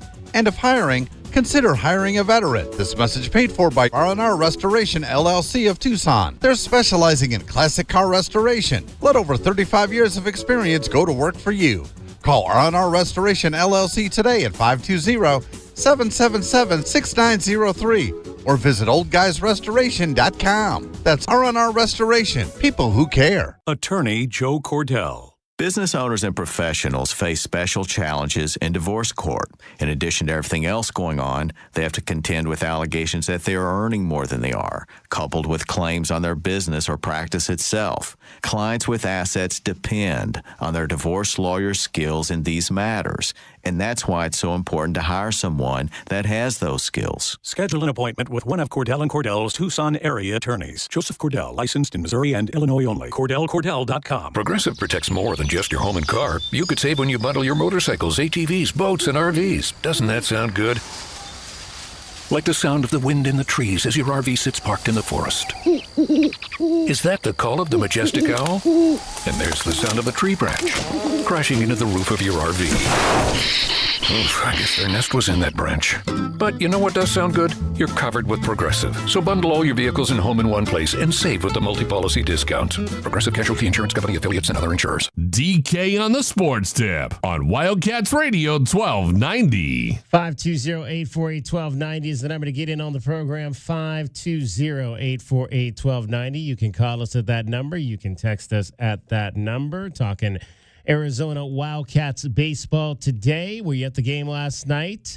What'd you think about how that one got away from the Cats? 520-848-1290. Talking Diamondbacks. Christian Walker, a pair of home runs last night. The B game, I mean, they were I don't know if you were following the Diamondbacks Twitter account, but it turned into just a laundry list of tweets with B phrases. B puns. B puns. I like that. The boys are buzzing. A W sweeter than honey. Can you believe it? Don't stop believing. That's got to sting. I mean, just every other tweet had something B related last night on the Diamondbacks Twitter account. We'll get into that coming up. But first, we want to get into the Suns. The Brain Trust has just wrapped up their meeting up in the Valley. James Jones, the general manager, Matt Ishbia, the owner. We're going to hear from both of them. But first, we're going to hear from James Jones, the general manager of your Phoenix Suns. And he was asked what was his assessment of the job that the head coach that he hired, Frank Vogel, did this season. I thought Frank did a great job, given the circumstances. We assembled a really talented team, guys from, primarily three scorers. And whenever you're trying to get guys to adjust and adapt their games, there's a transition time. It's sometimes a struggle, but I thought he did a great job this year. If you look at our record, I think Matt talked about it, 49 wins compared to mid-40s last year. It was a tough grind with the lack of continuity and health, but we won 49 games, and we were in the playoffs against a really good Minnesota team that just was a better team than us. So I thought he did a tremendous job. I thought the staff did a great job. I thought the players did a really good job. Just not good enough to reach our goals. To your point about guys having to adjust, there's a lot of talk obviously about the point guard position, been answering questions about it all season. Do you believe that this team needs a point guard, or do you believe that those three are capable of being the lead offensive initiators? Oh, I think the team could benefit from having a point guard. I believe the team could benefit from having backup forwards, backup centers. I still always go back to your best players on the floor. That's a narrative we'll hear a lot. A point guard, point guard, point guard, point guard, point guard, point guard. And I'm saying, sure, that's great. Who do you want? Like, who do you want? Like, who's available, given the way we're built? Who can fit with this group? Whose game seamlessly fits with this group? And when you put that player on the floor and you take the ball out of someone's hands, whose hands are you taking it out of? And who are you putting in that position? And so it's more than just a position, like a point guard or small forward. It's the actual player that you can get or you do have. And so if we had the point guard that would be the best fit for this group, we'd find them if available. So I don't think there's anything wrong. I don't run away from saying we could benefit from having a point guard. I just don't think that was the answer to a lot of our problems. James, Amanda Pflugrad for Sun Sideline. A lot of the players had talked about communication, lack of communication being an issue this season, especially on defense. What did you notice there, and maybe how do you improve that? Our guys, they like to talk around video games. It's really tough for them sometimes when you're coming into a new situation with new staff, new players, and really new systems, right? The language is different wherever you are. We all know low man help defensively. We can get into the specifics of that. We all know our pick and roll coverages, but they're different. They're things that are ingrained in you based on where you've been that you have to unlearn and you have to relearn. And so I thought our communication got better. I just thought under stress, a lot of times you saw the lack of chemistry, the lack of cohesion, and the uncertainty. And that's just something that you have to accelerate for us as a team, for our players. They just have to be better at that. But it comes with time, and it comes with a conscious effort to rectify that. And so I think if you ask every single player, they would say communication, but it all starts with them individually. And until they're on the same page, you'll get what we got. All right, that is the general manager of your Phoenix Suns talking at a press conference a little bit earlier, just wrapped up at the Footprint Center in Phoenix. Actually might have been out at the facility over in Midtown. Not sure exactly where they had that today. But what did you think of what you heard from James Jones right there? 520-848-1290 is the number to get on the program. He said he thought that Frank Vogel did a good job this season, given the circumstances. Right, there you go. I like James Jones. What do you think of James Jones in general? I've always liked him. Yeah, I think he's a good guy. I think he's a good talent evaluator. I like a GM who spent 11,000 minutes, in the NBA himself. Yeah, like I think that it's rare. Steve Kerr was panned pretty badly for his short-term time as GM there in Phoenix. It's so hard. I mean, talent evaluation. Sometimes a guy looks on the upside, bad injury or whatever, changes the progress of where he's projected to be. A couple years later, there's a lot of factors involved. It's never a perfect science. I mean, just look at the draft. I mean, there's a ton of misses every single year in the lottery. Not everybody can draft like OKC has been lately. But I've always liked James Jones. That bit there at the end, though, he said, you get what we've got. More or less. Like, I'm not so sure that's the attitude to bring to Suns Nation right now. Yeah. When you bring in a guy like Kevin Durant, the expectations are going to go through the roof, but you're already talking about a fan base that's been hungry for a title since 70. What year was that? Triple overtime game versus the Celtics, the late 70s. I mean, this is a fan base who's, all of a sudden, obviously through the Nash years with Chuck there and all of that, this fan base is hungry. And 3 years ago, they were in the finals. So that just amped up the need for that fan base to have a deep runs into the NBA playoffs. And I think the continuity is the biggest thing to me because, you might the average fan might think you just put 5 all-stars on a team and it's great. But look at the great teams around the NBA right now. I mean, the best 2 teams in the NBA right now are the Celtics and the Nuggets. And those 2 cores have been together for a long period of time. They jettisoned Marcus Smart, right? But they picked up, an all-time All-NBA All-Star to replace him. So, and kept the other core together. Denver's been together for, through the ups and downs. You really have to have some time together as a team. That was a question of the day very early in the season. How many games does this team need to play together to get cohesion?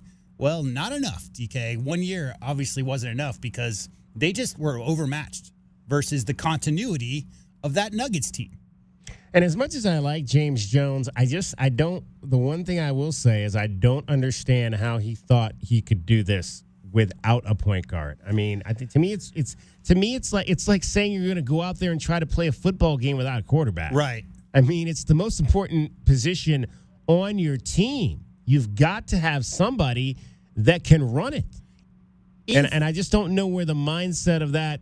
And I get he was saying, you don't want to take the ball out of the hands of your stars, but still, you got to have somebody that can orchestrate the offensive scheme out there on a nightly basis. You know what? Even a mid-level point guard in the NBA does for you, DK, prevents those 10-0 runs in the third quarter that Phoenix has been suffering this year. They've come out of the gates in the second half with some bad turnover issues and things like that. The thought process, of course, is that Kevin Durant, Devin Booker, and Bradley Beal, all those guys are highly capable of bringing the ball up the court. And that's not an issue. I mean, those guys are all-stars. They could bring the ball up the court. If KD wanted to be a point guard his whole career, I'm sure he could have averaged 10 assists, 12 assists per game. There's no doubt. But Kevin Durant and Devin Booker are two of the best ISO scorers in the NBA. And when your entire offense is predicated on those two guys doing damage and then getting so much extra attention from defenses, if you're asking Devin Booker to bring the ball up and play point guard on a regular basis in a 4-game, 7-game series like we just saw, there's only so much in the tank, right? And I think you have to have somebody other than your two leading scorers, even if you just designate Beal as a guy who's going to bring the ball up, not Devin Booker or Kevin Durant. I'm not talking about a defensive rebound, push the ball in transition. That's not what I'm talking about. I'm just talking about facing any kind of pressure, dead ball out of bounds, baseline type of situation. Having somebody other than Kevin Durant or Devin Booker to be the primary ball handler, I mean, say what you want about CP3, but they didn't have those kind of issues of those 10, 12-0 runs where they kind of look lost that end in a timeout like they did this year, and that's what not having a lead guard does. What do you think, and I heard this the other day, about the belief that Devin Booker and Kevin Durant are very much kind of the same player? Yeah. And it's hard. It's going to be hard for this team to navigate because of that. I think having two guys who are the same player is great if you have a situation where you're getting some kind of two-player action on that side on one side of the court with shooters around the perimeter that are finding open space. I mean, that's the idea. Having KD and Booker in some kind of two-man action, whether it's, high pick and roll, one of them setting a pick for the other man, there are a lot of options out of that because they're both great three-level scorers. I think the issue therein is because Beal is also a very similar mid-range scorer, and none of those, KD and Beal aren't able to get to the basket like they used to. We used to see a lot of, KD's mid-range stuff was set up by the threat because he went so hard in his first 10 years in the NBA, DK, maybe even before that ACL injury he had. And there are moments where you'll see that, but that threat, the energy, I think it's not, I don't think it's an issue to have two similar players when you're talking about two guys who are three-level scorers and able to be able to do so much damage. The problem is if they're both trying to occupy the same space, right? Spacing is what it's all about at this level. So that's, again, communication. So there's no reason that two all-NBA level players should get mixed up with their spacing. I think it really falls on the shoulders of all the other guys is the thing. If you have three great players like that, some of the pressure has to be taken off by guys like Allen knocking down open looks. I mean, it's just as simple as that. 520-848-1290, 520-848-1290 is the number to get in on the program. You can call us at that number. You can text us at that number. We'll hear coming up a little bit later from the owner of the Phoenix Suns. His name is Matt Ishbia. He also spoke at this press conference today. We'll get the thoughts of the new owner. We've been talking a little bit about Arizona. I mentioned that the Arizona Wildcats football team, Takario Davis, has jumped out of the transfer portal. And we can take your calls on that as well, 520-848-1290. Your thoughts on Takario coming back, and had a chance to get out and see the spring game. And he's needed. Don't get me wrong. He's needed because I'm not sure they have that shut down corner on the other side of the field yet. Emmanuel Carnley played a lot, and I think the book is still open on him and what he's going to be able to add. G7, Jazavian Celestine is still playing on the second team. To me, that's a kid that I think has has put himself potentially in a position to be on the first team. Not as tall, obviously, as Takario and Carnley, but still a guy that I think potentially might be someone who can step in there for Arizona. But the number 2 corner might be in that second corner. That could be also something that Brent Brennan tries to go out and snare out of the transfer portal and see if he can find that position there. Speaking of sports that take place in the fall, other news came out today about Arizona basketball. We might take some calls on as well. The return trip for the Purdue Boilermakers has been, I don't know if cancel is the right word, but it's not, as of now, going to happen in Phoenix. They obviously played in Indianapolis, and apparently it's a little bit of crowded going to the Big 12 next year with the non-con schedule and the number of home games that they're committed. 18, I believe, is the number of home games they have to have at McHale. So that word came out today as well, that they very well won't have the get-back type of game against the Boilermakers next year.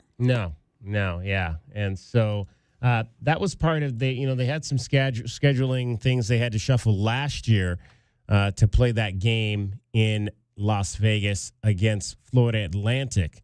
And so it's a dicey proposition when you're talking about what they've got to do to make the commitments. And let me tell you, the more games they can have at McHale, obviously the better for the bottom line. Yeah. For this athletics department.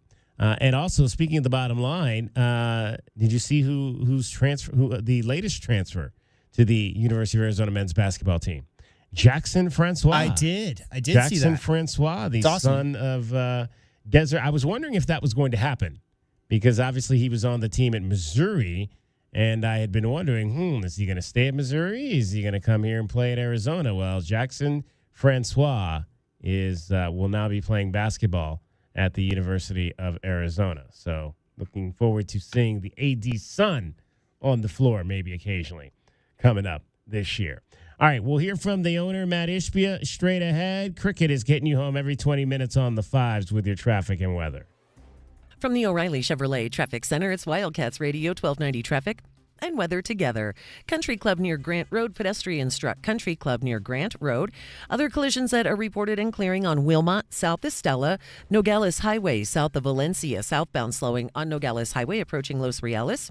Ina at I-10. New crash at Ina and Thornydale. Swan and Broadway involving a motorcycle and also clearing Fort Lowell and Mountain. 57 the low, sunny, 89 tomorrow, 90 now. And I'm Cricket with your Wildcats Radio 1290 traffic and weather together. This report is sponsored by Progressive Insurance. At Progressive, they're making things even easier. They'll help you bundle your home and car insurance together so you can save money on both. Learn more at Progressive.com or call 1-800-PROGRESSIVE. Again, that's Progressive.com or call 1-800-PROGRESSIVE. Truck season. It all starts with a few simple rules. Rule number 1, buy a truck from O'Reilly Chevrolet during truck season. Rule number 2, who cares? Truck drivers are notorious for breaking the rules. Help us celebrate our 100-year anniversary and take a test drive in Motor Trend's Truck of the Year, the all-new Chevy Colorado. See us on Broadway next to Park Place Mall. Call 747-8000 or see us at O'Reilly.com. Rules are made to be broken. Trucks are made to be driven. O'Reilly Chevrolet. Together, let's drive. You know it. Your neighbors know it. And let's face it, the mailman knows it too. Your yard just isn't what it used to be. But thankfully, Dorado Rock Materials can get you, well, your yard anyway, back to what it once was. And even better, Dorado Rock Materials has just what your yard needs, from decorative rock to boulders and everything in between, brought right to you. And if you need help spreading it, we can help with that too. Dorado Rock Materials. The right service, the right product, the right price. And we're back with the action. Coke Zero Sugar might be the best Coke ever. That's right, Jim. With an irresistible taste and zero sugar, Coke Zero Sugar is a must-try for any sports fan. So make sure you... Wait, Jim, I didn't mean try it right now. We're still on the air. Best Coke ever? Take a taste, Jen. Really? No, not right now, Jen. We got a game to call. Getting quality employees to fill positions in your company is essential, but finding those people can be a major hassle unless you use ZipRecruiter. ZipRecruiter makes finding quality people a breeze. ZipRecruiter's advanced technology identifies candidates with the right skills, sends you great matches, then you can easily invite them to apply.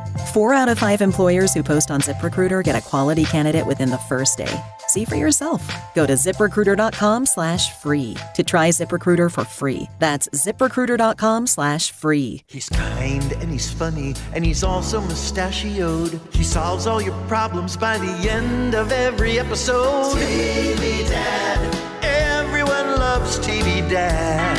TV Dad. Unlike your real dad, he never hollers. And he tells you how Progressive can save you lots of dollars. Listen to your TV Dad. Switch to Progressive and you could save hundreds. Progressive Casualty Insurance Company and affiliates. Potential savings will vary. The Dell Technologies semi-annual sale is on with limited quantity deals on top tech. Save on select PCs powered by the latest 12th gen Intel Core processors like thin and light XPS 13 laptops, Inspiron laptops, and 2-in-1s. Plus, get savings on select accessories, free shipping, and monthly payment options with Dell Preferred Account. Save today by calling 877-ASK-DELL. That's 877-ASK-DELL. DK on the Sports Tip on Wildcats Radio 1290. 520-848-1290. 520-848-1290 is the number to get in on the program. You can call us at that number. You can text us at that number. Talking Phoenix Suns right now. The Suns just wrapped up a press conference up in Phoenix, talking about their season that ended with a 4-0 sweep at the hands of the Minnesota Timberwolves. We played a portion of what was said by James Jones, the general manager of the team, and now we want to hear from the owner, Matt Ishbia, who also spoke. And Matt Ishbia, clearly aware that getting a team deep into the postseason and having the right roster to do so is not the easiest thing to do and may take some time for this organization. I didn't think it was going to be easy, and by the way, accumulating the talent, right? That's, you can give me credit for it, but really give James Jones credit for it. You know, like he had a lot of draft picks, he had a lot of options. He went out recruited, like he did a lot of the stuff to help get us these great players, and I'm proud to have them. And obviously, I got to make them feel good. I got to talk to Grayson to make them feel good about wanting to stay, and Grayson wanted to be part of it. And like, there's a lot of stuff that I'm involved with, but at the same time, like I feel great about where we're at, and at the same time, we want to get better. We want to win a championship next year, and that's why I'm in town right now, and that's what we're going to do for the next 3-4 months is figure out how do we get ready for training camp to win an NBA championship next year. And if we don't, I'll sit in front of you again, and you guys will ask me a lot of questions, and I'll figure out, and I'll be accountable to that too, just like James is, just like everyone is at our organization. When you look around the league, how important is continuity? And did you look at this year as kind of, I know Frank said it, Brad said it, this was year one. Did you look at, like, this is a clean slate, and you want to build the continuity that some of these other teams have built around the league? Absolutely. When we made the trade for Kevin Durant, you realize that we had 4 years with him, right? Right, so, that's a big deal. Same thing with Brad Beal. We had years with him. Devin Booker lined up for years. Nurkic, years. We got Grayson Allen for years. Now we got to go figure out how to get Royce or Josh Okogie or Bull and other guys for years. And, it was never, we're going to win a championship this year or we got to blow it up like these crazy stuff. It's just ridiculous stuff. And so, would I have liked to have won it this year? Absolutely. But I do think continuity, consistency, process works, and guys playing together. One of the things we talked about at the beginning of the year is, like, can we get our guys to play 60 to 65 games together, the starting 5? I think we played less than 40, right? That continuity does affect it. Now, doesn't mean that's why we lost. It just means it's something we have to be aware of. And guess what? Going into next year, knowing that we have all starting 5 back, right, I feel pretty good about that. And so will we be better next year than we were this year? Yes. Are we better this year than we were last year? Absolutely. Think about the team that lost in Denver, although it was the second round. Is our team better this year than last year? It's not even close. But we didn't win, so NBA championship, that's what we're focused on, and that's what we're going to focus on again this year coming up. Last year, this month, Monty Williams was let go, and you spoke about Devin Booker basically being the cornerstone of this team for his 9 years here. He's been through 6 coaches in that 9-year span. Does that give you pause in deciding the future of Frank Vogel, being that he's only been here since last summer? So once again, I haven't even discussed the Frank Vogel or James Jones or Josh, anybody conversation at all. And nothing gives me pause unless I'm trying to think about, well, how do we get us better? The only thing that pauses me is, are we getting better or are we not? Whether Devin Booker, like Devin Booker, I don't know how many coaches you said he has, 6 coaches in 9 years. That's not even a conversation in my head. What's conversation in my head is, do we have the right people? Leadership, from the general manager to the coaches to the players to the CEO to the trainers to the scouts, to do we have the right people in place to win an NBA championship? And that's what I'm focused on. And when we have those people, we'll win a championship. When we don't have that, we won't win a championship. That's really the thought process. The thought process is, are we good enough? We weren't good enough this year. I don't think we're as far away as some of the people like to think. I think we're actually a lot closer. But doesn't mean we're not going to make some changes and improvements, because that'd be silly to try the exact same thing without some tweaks to the roster. And obviously we're going to have roster changes and things changing. We already have a different assistant coach. We're going to have to do, there's obviously some changes, but I don't think it's a blow it up and all these things out there that people want to talk about. I think we're in a great position. I'm proud of the Phoenix Suns. I'm excited about the Phoenix Mercury season right now, and we're going to try to do the same thing. And we'll do the same thing with the Phoenix Mercury. How do we win an NBA or WNBA championship? That's what we're going to try to do. And guess what, guys? I hope you guys know, I hate losing. Okay, you show me someone that likes losing, I'll show you a loser. Okay? I ain't a loser, and I don't like losing in anything I do. We try to win in everything we do. I want to win your guys' hearts over. I want you guys to be positive about the Phoenix Suns and Mercury. I want you guys to talk about all the great things that we're doing, not only me, but our whole organization. And we want to win an NBA championship, WNBA championship. But we are going to lose more years than we win. And I have to accept that. I have to talk to my kids. I got 3 little kids at home, and they get upset when we lose. I'm like, guys, we're going to lose 30 games this year. 30 times, you're going to be crying at night, okay? Don't get upset. And then we lost 33. They're like, it was 33, Dad, But that happens, right? We're going to lose, but we're not going to not care. We're going to care every single time, and that's what I'm all in about. So I believe in us. I believe in the team. I believe in the people we have right now. I love this city, and we're going to win an NBA championship. I'm going to bring it here. WNBA champions, we already won 3. We're going to win more, and we're going to do it together, and hopefully you guys will be there to write that positive story. And then you can ask me the same question and say, well, we won it this year, but so-and-so is going to leave. How are we going to win it next year? And I'll say, let's figure it out, and that's what we're going to do. All right? Man, he talks fast. Holy moly. That coffee they got up there is caffeine rich. Man. I don't know if that's a good thing or a bad thing, man. We say people that talk fast, used car salesmen fast like that, can't really understand what they're trying to sell you.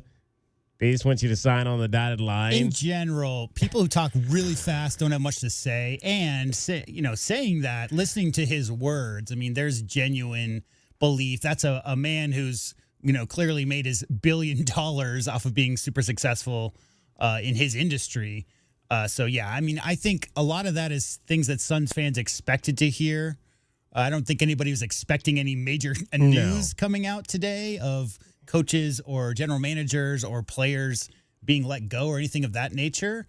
I think the whole point of what we just talked about with James Jones is keeping a core group together, DK, and adding a piece here, subtracting maybe somebody who's not great for the locker room. That kind of movement is what it takes to build a championship contender. You can't just slap a bunch of pros together. Again, go back to Miami.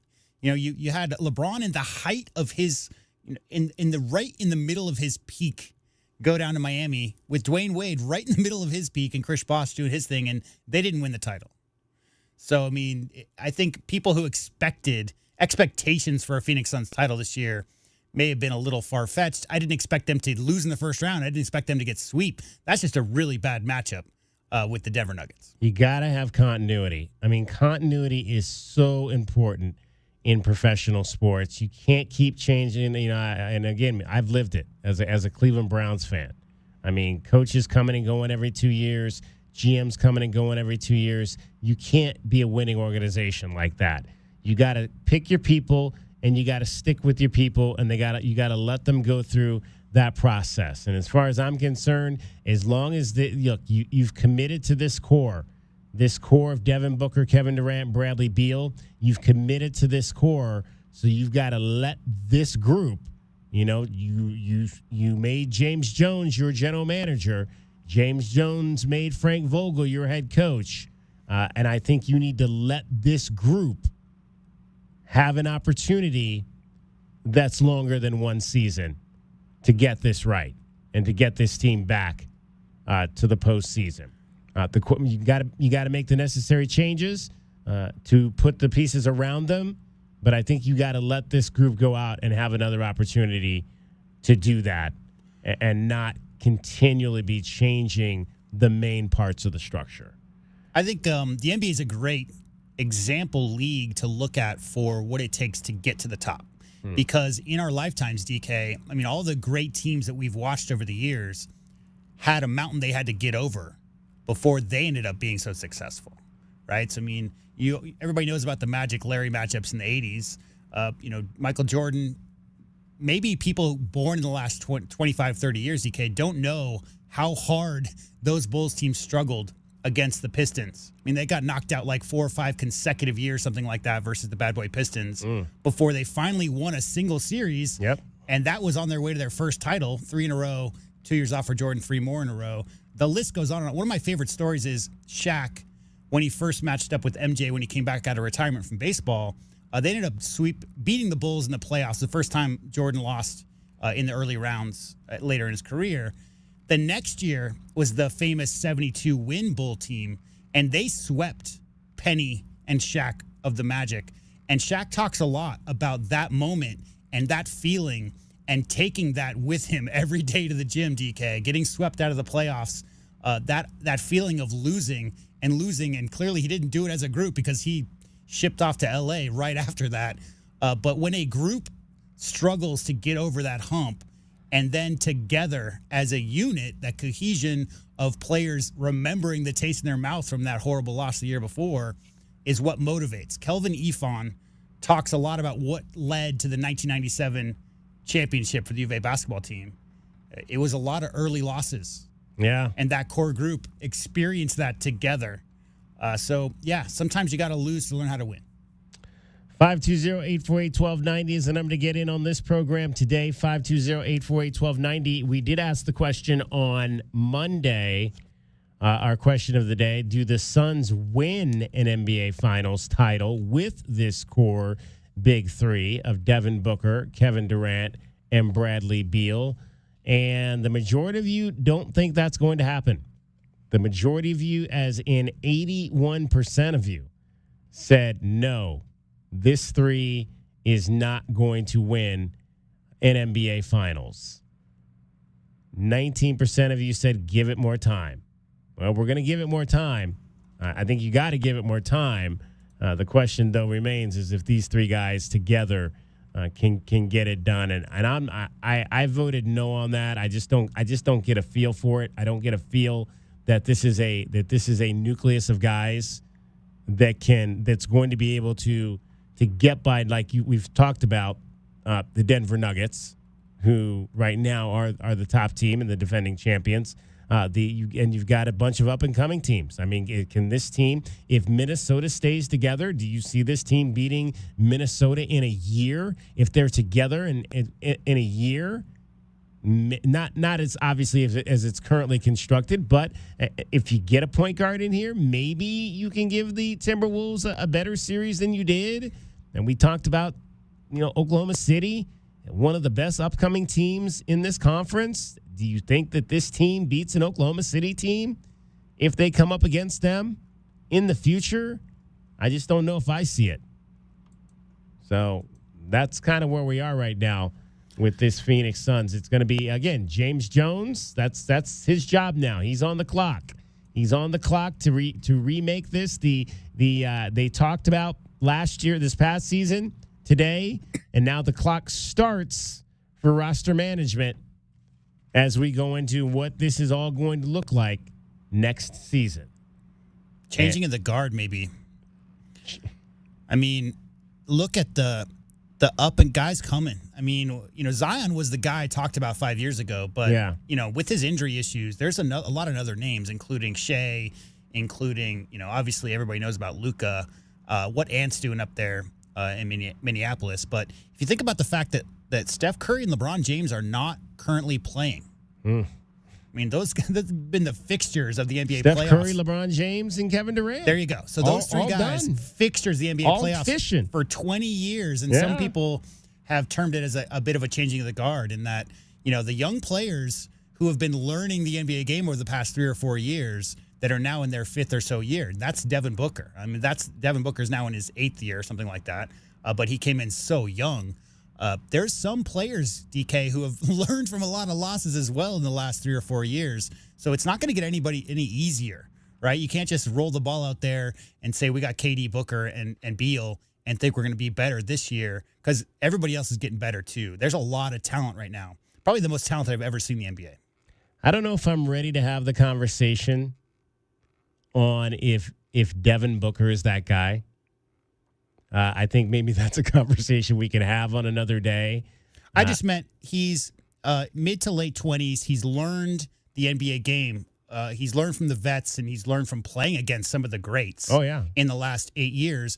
And now what I mean is like Tatum is a part of that conversation as well. There's guys who are on the cusp of being the, quote, face of the NBA because LeBron can't play forever, Steph can't play forever, KD can't play forever. Yeah, there's a lot of guys, and he just happens, Devin Booker, to be in that same age group. And, clearly what he's done scoring-wise for some bad Phoenix teams, but, what he did to help lead them to the NBA Finals changed some perspectives. A lot of people thought he was a lot of hollow points coming out of Devin Booker, but, yeah, I mean, not when you have what did he have, 50 points in that closeout game, but 0-4, DK, is all people care about. Yep. So being the best or 1A, 1B with KD on your team, all anybody cares about is championships. All anybody cares about is how many playoff series you win. So he can't be in that conversation until he's at that level and leading his team to wins and playoff wins. All right, coming up in the 5 o'clock hour, we'll have your Diamondbacks download for you. We're going to hear from the beekeeper, the man that saved the night at Chase Field last night. Cleared the bees as the Snakes get ready for their rubber game against the Dodgers tonight, coming up at 6:40. We'll let you hear from the beekeeper. Also, we still have not gotten to Jacob Cowing. Jacob Cowing spoke to the media in San Francisco after being a 4th-round pick by the 49ers. We'll get to Jacob Cowing as well coming up in the next half hour. It is DK on the Sports Tip. I'm David Kelly. JW is here. Cricket is here. You're listening to Wildcats Radio 1290. From the O'Reilly Chevrolet Traffic Center, it's Wildcats Radio 1290 traffic and weather together. Country Club near Grant, pedestrians struck on Country Club to the north of Grant Road. Ina and Thornydale and Ina for a collision. Some usual slowing at that intersection. Nogales Highway south of Valencia, collision. Wilmot south of Stella. Swan and Broadway involving a motorcycle, and also final clearing for Fort Lowell and Mountain Avenue. 57 the low, sunny, 89 tomorrow, and 90 now. I'm Cricket with your Wildcats Radio 1290 traffic and weather together. This report is sponsored by Cool Willie's Air and Plumbing. At Cool Willie's Air and Plumbing, they'll help you with any air conditioning, drain, or pipe issues. Trust the big guy. Contact Tucson's most respected AC and plumbing experts anytime at coolwillies.com, where they are big enough to help and small enough to care. That's coolwillies.com. Your Rome Report. Hey, Philly, time for you and I to have another tough conversation. So how you living? Normally, I know the answer to that question, but right now, I'm still confused. I mean, you good, Philly? I know you won an incredibly impressive, season-saving game last night. I get that. What I don't get is whether or not you're good with it. Are you happy that your team miraculously erased a 6-point deficit in the last 30 seconds of regulation? Because it seems from here like that amazing win is only getting in your way, Philly fan. I'll ask again. What is going on? I do not understand it. You quit on this team. You let Nick Fan invade your house, F-bomb your MVP. It almost seems like you want them to lose. Except they're not giving you what you want. Survive and advance. Philly fan, they got this thing back home. Do not sell your ducats.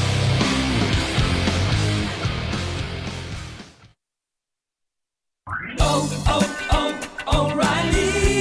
Extend the life of your engine with regular oil changes and save at O'Reilly Auto Parts. Right now, pick up 5 quarts of O'Reilly Full Synthetic Motor Oil and a MicroGuard oil filter for $31.99. Or upgrade to a MicroGuard Select filter for just $2 more. Limit supply, available in-store only at O'Reilly Auto Parts. O'Reilly Auto Parts. free. Who doesn't love free? With Milo's Rewards, you get the member-only treatment that's actually worth it. Enjoy free member gifts you'll love. And once you reach Silver Key status, you can get free standard shipping. Because Lowe's knows nothing feels better than free. Learn more about our new loyalty program at Lowe's.com/MyLowe's Rewards today. Program subject to terms and conditions. See Lowe's.com/terms for details. Member gifts may be subject to additional terms and restrictions. See Lowe's.com/shipping terms for details. Subject to change. Your home for in-depth conversation. Nothing they do is by surprise. They telegraph what they want to do, and then they brag about it afterwards. It's a way to keep us at each other's throats. The most pressing issues. This was just a white on black crime, and you can already see the narrative starting to form in real time. And fresh perspective. The air marshals will not be on the airplanes because they're down at the border escorting illegal aliens to their Ubers. America's most loved truth tellers live on Tucson's home for conservative talk. This is Freedom 1400. Just Capital is a nonprofit that tracks which companies are a force for good. Companies like Bank of America, which just earned the Just Capital seal. Bank of America is ranked #1 for ongoing commitment to their workers with initiatives like Sharing Success, which awarded 97% of their teammates additional compensation, nearly all in stock. This is the program's 7th consecutive year, awarding more than $4.8 billion in total. Visit justcapital.com to learn how a just business is a better business. Furnished by Just Capital. Getting quality employees to fill positions in your company is essential, but finding those people can be a major hassle unless you use ZipRecruiter. ZipRecruiter makes finding quality people a breeze. ZipRecruiter's advanced technology identifies candidates with the right skills, sends you great matches, then you can easily invite them to apply. 4 out of 5 employers who post on ZipRecruiter get a quality candidate within the first day. See for yourself. Go to ZipRecruiter.com/free to try ZipRecruiter for free. That's ZipRecruiter.com/free. When you use your electric vehicle in autopilot or self-driving mode, accidents can still happen. Whether you're considered at fault or not, you may still have a claim. Lerner & Rowe has a dedicated team skilled in this new science. We are the first law firm in America with the ability to review the proprietary software and hold electric vehicle manufacturers responsible. If you or a loved one were injured in an electric vehicle accident, call Lerner & Rowe today. Lerner & Rowe is the way to go. Call 977-1900. My brother-in-law died suddenly, and now my sister and her kids have to sell their home. I knew we could not put off getting life insurance. An agent offered us a 10-year, $500,000 policy for nearly $40 a month. SelectQuote found us identical coverage for only $18 a month. Call SelectQuote at 1-800-452-5050 or go to SelectQuote.com now. That's 1-800-452-5050. Full details on example policies at SelectQuote.com/commercials. The Dell Technologies semi-annual sale is on with limited quantity deals on top tech. Save on select PCs powered by the latest 12th Gen Intel Core processors like thin and light XPS 13 laptops, Inspiron laptops, and 2-in-1s. Plus, get savings on select accessories, free shipping, and monthly payment options with Dell Preferred Account. Save today by calling 877-ASK-DELL. That's 877-ASK-DELL. KCUB Tucson, a Cumulus media station. We are the sports station that Tucson turns to for all the latest news when it comes to Arizona men's basketball, along with all the play-by-play action. We are Wildcats Radio 1290. Live from the CNWT. From the what? Central Northwest Tucson, duh. It's DK on the Sports Tip with your host, David Kelly. Radio. Just when I thought I was out, they drug me back in. Featuring J.W. Madden. Don't tell me about flip-flops, man. I'm a native. And Cricket getting you home with traffic and weather. Camp on Melt Lemon, not in the left lane on the freeway. Here we go! And now, a man who has not one, but 3 first names, David Scott Kelly. We've seen a lot of different animals show up at baseball games over the years. There's been some black cats that got into stadiums. We've seen squirrels that have darted across the field and up onto the railings and whatnot. We've seen birds fly in to stadiums and the midges. Remember the midges in Cleveland during the playoffs? We saw bees last night. That's fitting. That's fitting for the desert, fitting for Arizona, that we saw bees at Chase Field last night for the game 2 of the 3-game series between the Diamondbacks and the Dodgers. Let's kick this off with a Diamondbacks download. The Diamondbacks. It's playing but muted, so I gotta unmute it. Diamondbacks download. Baseball stuff! Helps when you unmute it. There you go. 1 hour and 55-minute bee delay last night. And they had to call an exterminator or pest control to come out to the ball yard. And the gentleman's name that they called is Matt Hilton. He's from Blue Sky Pest Control. He was at his son's T-ball game. So he's already out. He's off work, spending time with the family, and he gets this call. Hey, bro, we need you down at Chase Field. There's a colony of bees that have themselves wrapped around the top of the netting behind home plate. So he drives down to Chase Field. They take him up on a scissor lift, and he first of all, he sprayed the bees with something. What it was, maybe smoke. Yeah, would be most likely the thing. Yeah, he sprayed them with something, I guess, to calm them down or whatever. And then basically he just kind of vacuumed them up into like one of those things where they all just got sucked into this vacuum kind of deal. Probably only took a few minutes to rectify the situation, and then they let him throw out the first pitch. How about that? And he did so very flamboyantly, as he kind of had his mask and his protector on, and he kind of threw it off like it was a cape as he went to take the mound. Matt Hilton, pretty impressive. We're going to hear from Matt Hilton here in a moment, but first I want you to hear about what Christian Walker did last night for your Diamondbacks. He was really good. Really good. He's always really good. We love Christian. Before we had the bee delay. And so Montgomery, because the delay was so long, was scratched and say so long, Christian Walker. Christian Walker, goodbye Arizona. Woo!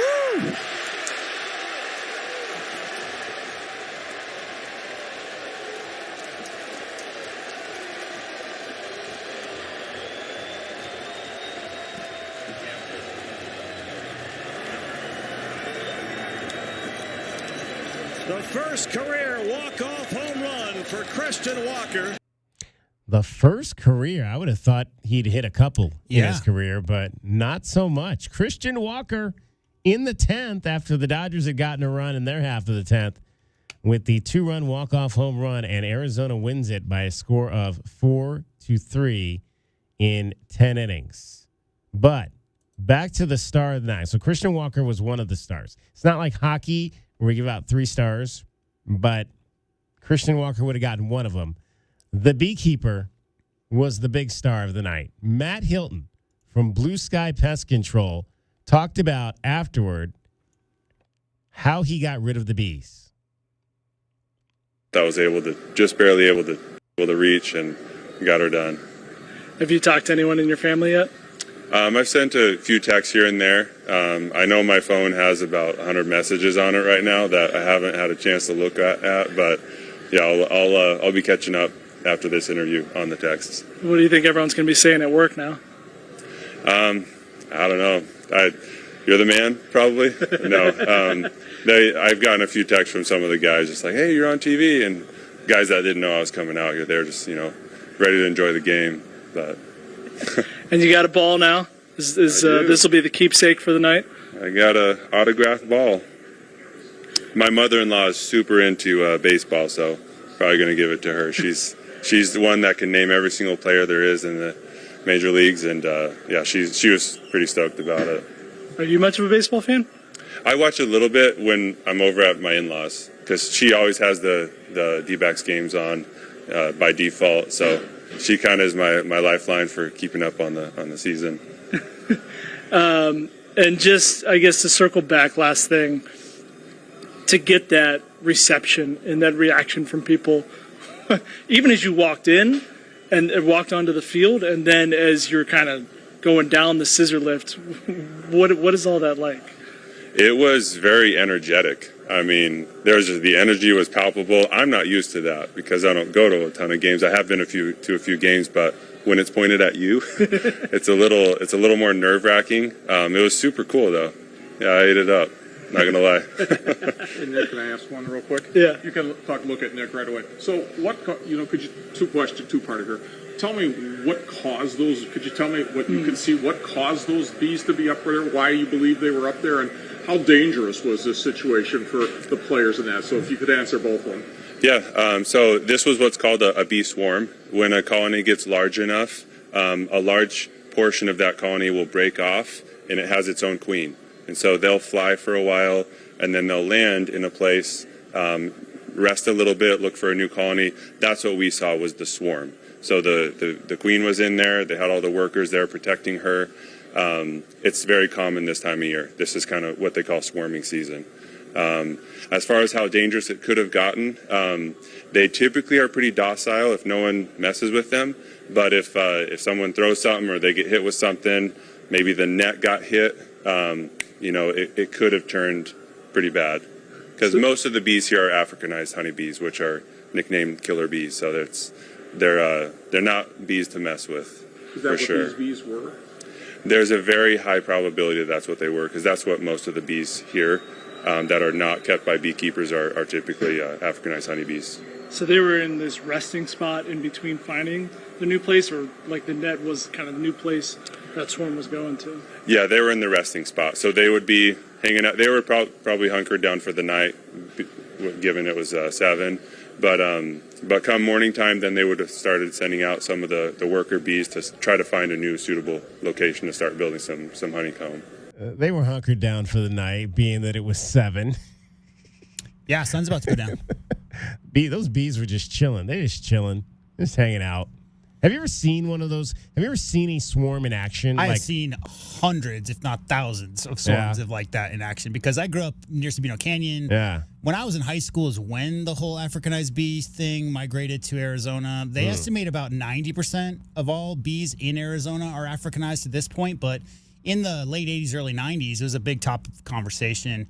And, my dad's up there kind of where Bear Canyon and Sabino Canyon meet and very wild out there, lots of areas, lots of big trees. So, yeah, the thing about it is the sound. Like you oftentimes, if you're just walking around, in Sabino Canyon or a place like that, you'll hear this definite, very loud, the sound of 2 bees buzzing in your garden on some of your flowers out in your back patio is one thing. But the sound of thousands, 5,000, 10,000 bees, even if it's 50, 100 feet above your head, if they're moving, it's a noise you can't forget. Like you definitely know they're there. Yeah, I remember a few years ago I was out shooting a softball game at Saguaro High School, and you could just see them coming. I mean, they were just like, and again, they would, like the man said, if you don't bother them, they're not really gonna bother you. They were just trying to make their way through. It's a misnomer. But you could see them coming, and all they told all the girls to just kind of lay down, and so all the girls literally laid down on the field, and the swarm just went right on by. Yeah, I was like, wow.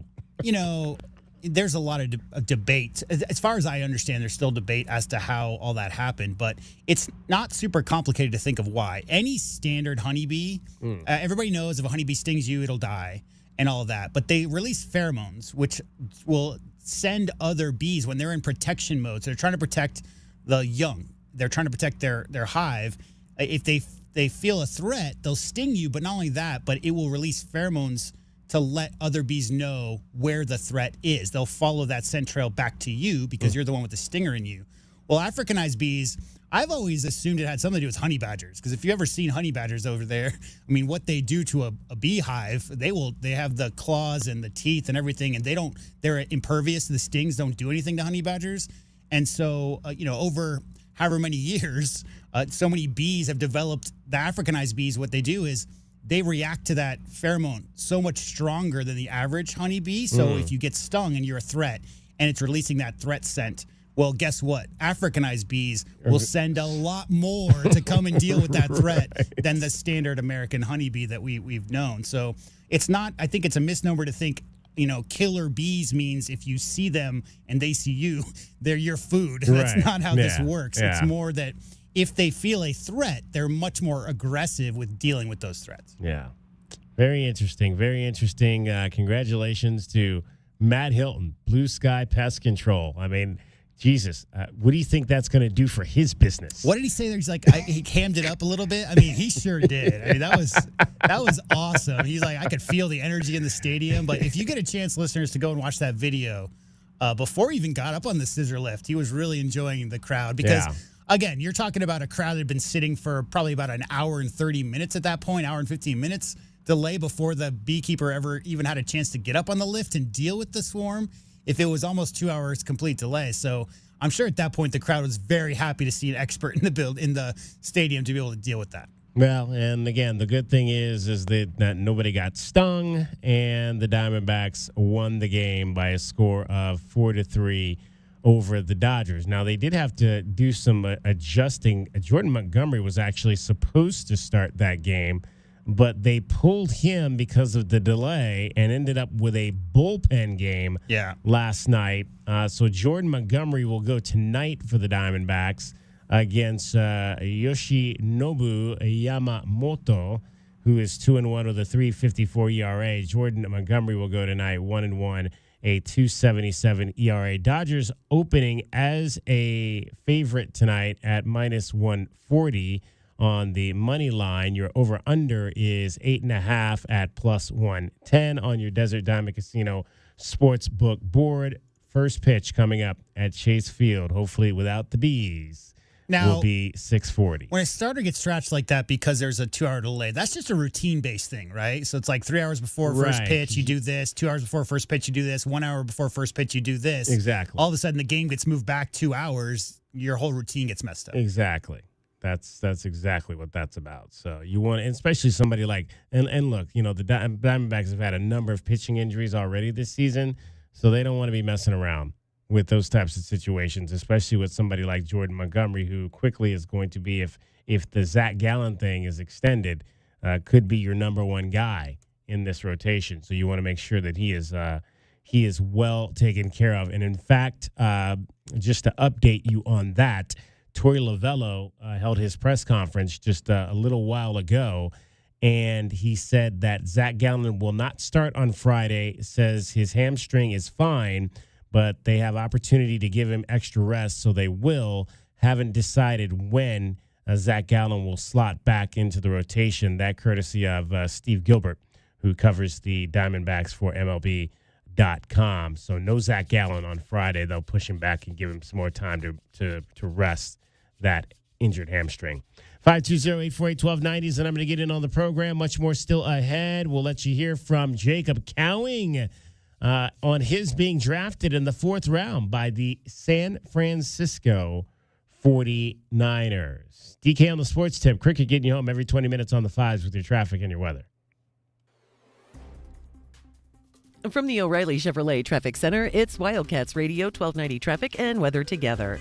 Collisions that are reported in Clearing Country Club north of Grant. That was a pedestrian struck. Wilmot south of Stella, also Swan and Broadway Boulevard and Swan.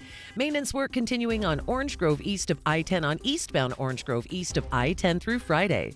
And for your weather, overnight 57 the low, sunny 89 tomorrow and 88 now. And I'm Cricket with your Wildcats Radio 1290 traffic and weather together. This report is sponsored by Progressive Insurance. At Progressive, they're making things even easier. They'll help you bundle your home and car insurance together so you can save money on both. Learn more at Progressive.com or call 1-800-PROGRESSIVE. Again, that's Progressive.com or call 1-800-PROGRESSIVE. Broadway in Tucson presents the new 2024-2025 season, featuring 6 blockbuster productions, including Mamma Mia, and the Southern Arizona premieres of Clue, live on stage, Beetlejuice, Some Like It Hot, the Neil Diamond Musical, A Beautiful Noise, and Shucked. Secure your signature season tickets today and get the best seats at the best prices. Visit BroadwayInTucson.com and secure your 2024-2025 season tickets today. What's keeping you from learning the language you've always wanted to speak? Too hard. Takes too long. Not with Babbel. Babbel's interactive lessons, podcasts, games, and more make learning fun. Fun isn't hard. Right. And in 10 minutes a day, Babbel's bite-sized lessons are designed to get you having real conversations in as little as 3 weeks. That's not long. It's not hard. It's perfect. It starts here. Go to Babbel.com to try for free. That's BABBEL.com. Babbel.com. Why'd the kid jump off the boat? I don't know. Why? Peer pressure. Oh. Good one, Ned. Ned isn't funny, but Ned owns a boat, and you don't. So every time Ned tells another one of his unfunny boat puns, you're going to laugh loud and keep on laughing until you get a boat of your own. A pier where you put a boat. Yeah, I get it. And when you do get a boat of your own, make sure you save money by bundling it with your home, auto, or other vehicles with Progressive. Progressive Casualty Insurance Company affiliates and other insurers. Not available in all states. Fun for the crew, fun for the family, fun for everyone. Dave & Buster's is the place to be for all things fun. With hundreds of awesome games, massive screens showing every single game, and their incredible menu of top-notch food and drinks. There's no better place to eat, drink, play, and watch than Dave & Buster's. Make Wednesday the highlight of your week at Dave & Buster's by experiencing half-price games on Wednesdays. That's right, every arcade game half-price. Dave & Buster's at Tucson Marketplace, your Wednesday game day viewing spot. Texting privacy policy and terms and conditions posted at textplan.us. Texting enrolls for recurring automated text marketing messages. Message and data rates may apply. Reply stop, opt out. Guys, let's get real about your hair loss. How long have you been wearing a hat, hiding thinning hair, or a rapidly growing bald spot? Just stop it. You're not a 12-year-old little leaguer, you're a grown man. It's time to take action. Let the hat go and get your real hair back permanently with Bosley. You heard that right. Bosley, America's #1 hair restoration experts, can give you your real hair back permanently. And right now, Bosley is giving away an absolutely free information kit and a free gift card to everyone that texts EDGE to 200-300. Plus, text right now and get a link to this month's incredible deals. Join the millions of people who come to Bosley and see just how awesome your hair could look. Text EDGE to 200-300 for your absolutely free information kit and a free $250 gift card off, plus a special link to incredible deals. Text EDGE to 200-300 now. Text EDGE to 200-300. It's no contest, Tucson. You're listening to the home of the Arizona Wildcats. That's why 1290 runs this town. This is the one and only home of your Arizona Wildcats. And you know this, man! We are Wildcats Radio 1290. Westwood One presents Today in Women's Sports. We'd like to salute University of Oklahoma softball coach Patty Gasso. With her team's win over UCF last weekend, Gasso became the third coach in college softball history to reach 1,500 victories, joining Michigan's Carol Hutchins and Arizona's Mike Candrea. In her 30th season coaching Sooners softball, Coach Patty Gasso has led Oklahoma to 7 national championships, including the last 3 in a row. With that much success, it's no surprise that a statue is being built on campus in her honor. Next month at the Women's College World Series, heard on Westwood One, Gasso's team could become the first ever to win 4 softball championships in a row. Oklahoma is 45-4 on the season and ranks second in the country behind their longtime rival, the Texas Longhorns. The Sooners have won 8 games in a row, and they'll close out the regular season this weekend with a home series against Oklahoma State. With Today in Women's Sports, I'm Maggie Gray on Westwood One.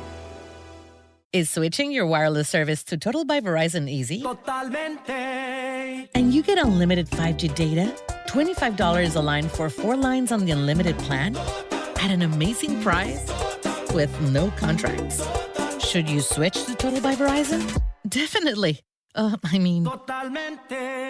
Find a store or switch suavemente at totalbyverizon.com. Monthly rate when you activate with autopay plus taxes and fees. Discount begins the month after you enroll. Additional terms apply. See website for data management practices. Some people just know the best rate for you is a rate based on you with Allstate. And look at you, hands perfectly placed on the wheel. Not like the driver to the right of you who's really going after that drum solo. Save with DriveWise in the Allstate app and only pay a rate based on you.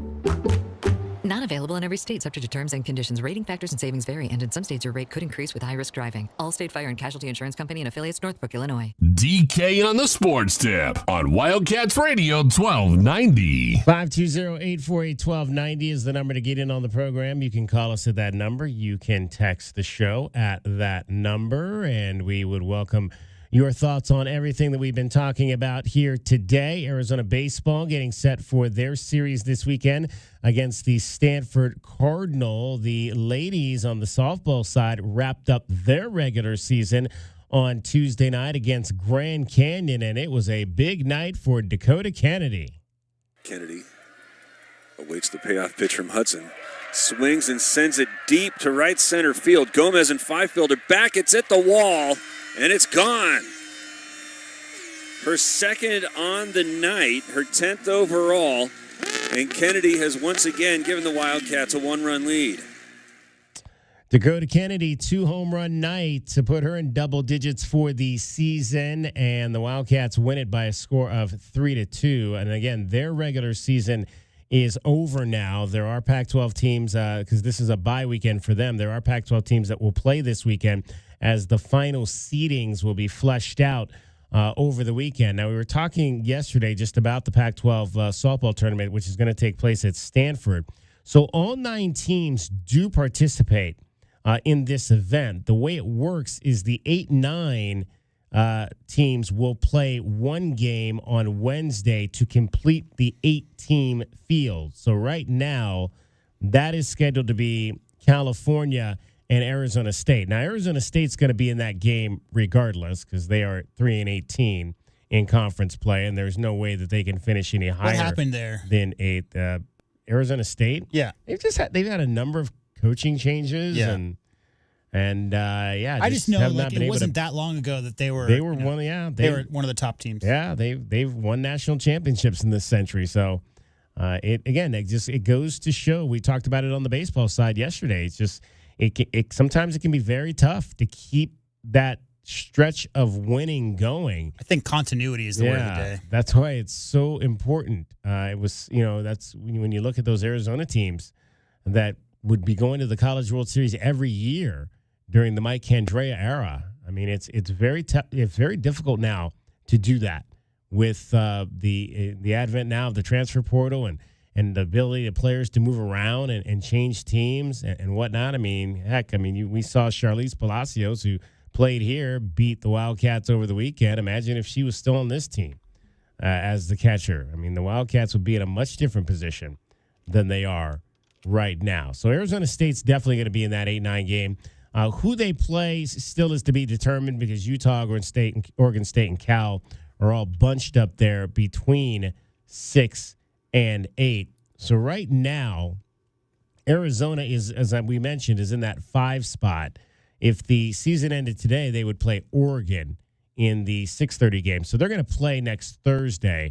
So the Wildcats will have a full week plus off to get ready for the Pac-12 softball tournament next week at Boyd and Jill Smith Family Stadium at Stanford University. So the games will go Wednesday, Thursday, Friday, and then the championship game will be on Saturday. So the Wildcats would need to win 3 games in a row to secure the automatic bid. But it looks, even without the Pac-12 tournament, that the Wildcats will be in the NCAA tournament this season.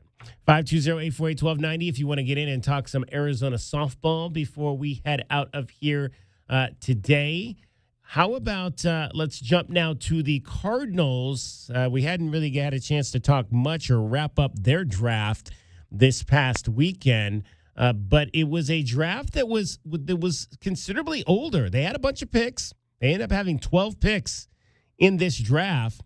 How about this stat of the guys that they drafted? Let me see if I where I had this saved at. Of the guys that were drafted by the Cardinals, 6 of the 12 were over 23 years old. So they drafted a much older player than maybe we've seen in the past. And of those 6, I think 5 of them were working on graduate degrees, had either graduated and were in graduate school or had gotten their graduate degrees or were currently working on graduate degrees. So the GM, Monty Austinfort, was asked if that was the mindset by this Cardinals team to draft older players this season. No, would say that definitely wasn't a priority. Say it just worked out that way. The intelligence is good. The master's degree, that's good. Maybe they can teach us something when they get here. No, I'd say that's probably dumb luck that it worked out that way. Just the way the board happened to fall.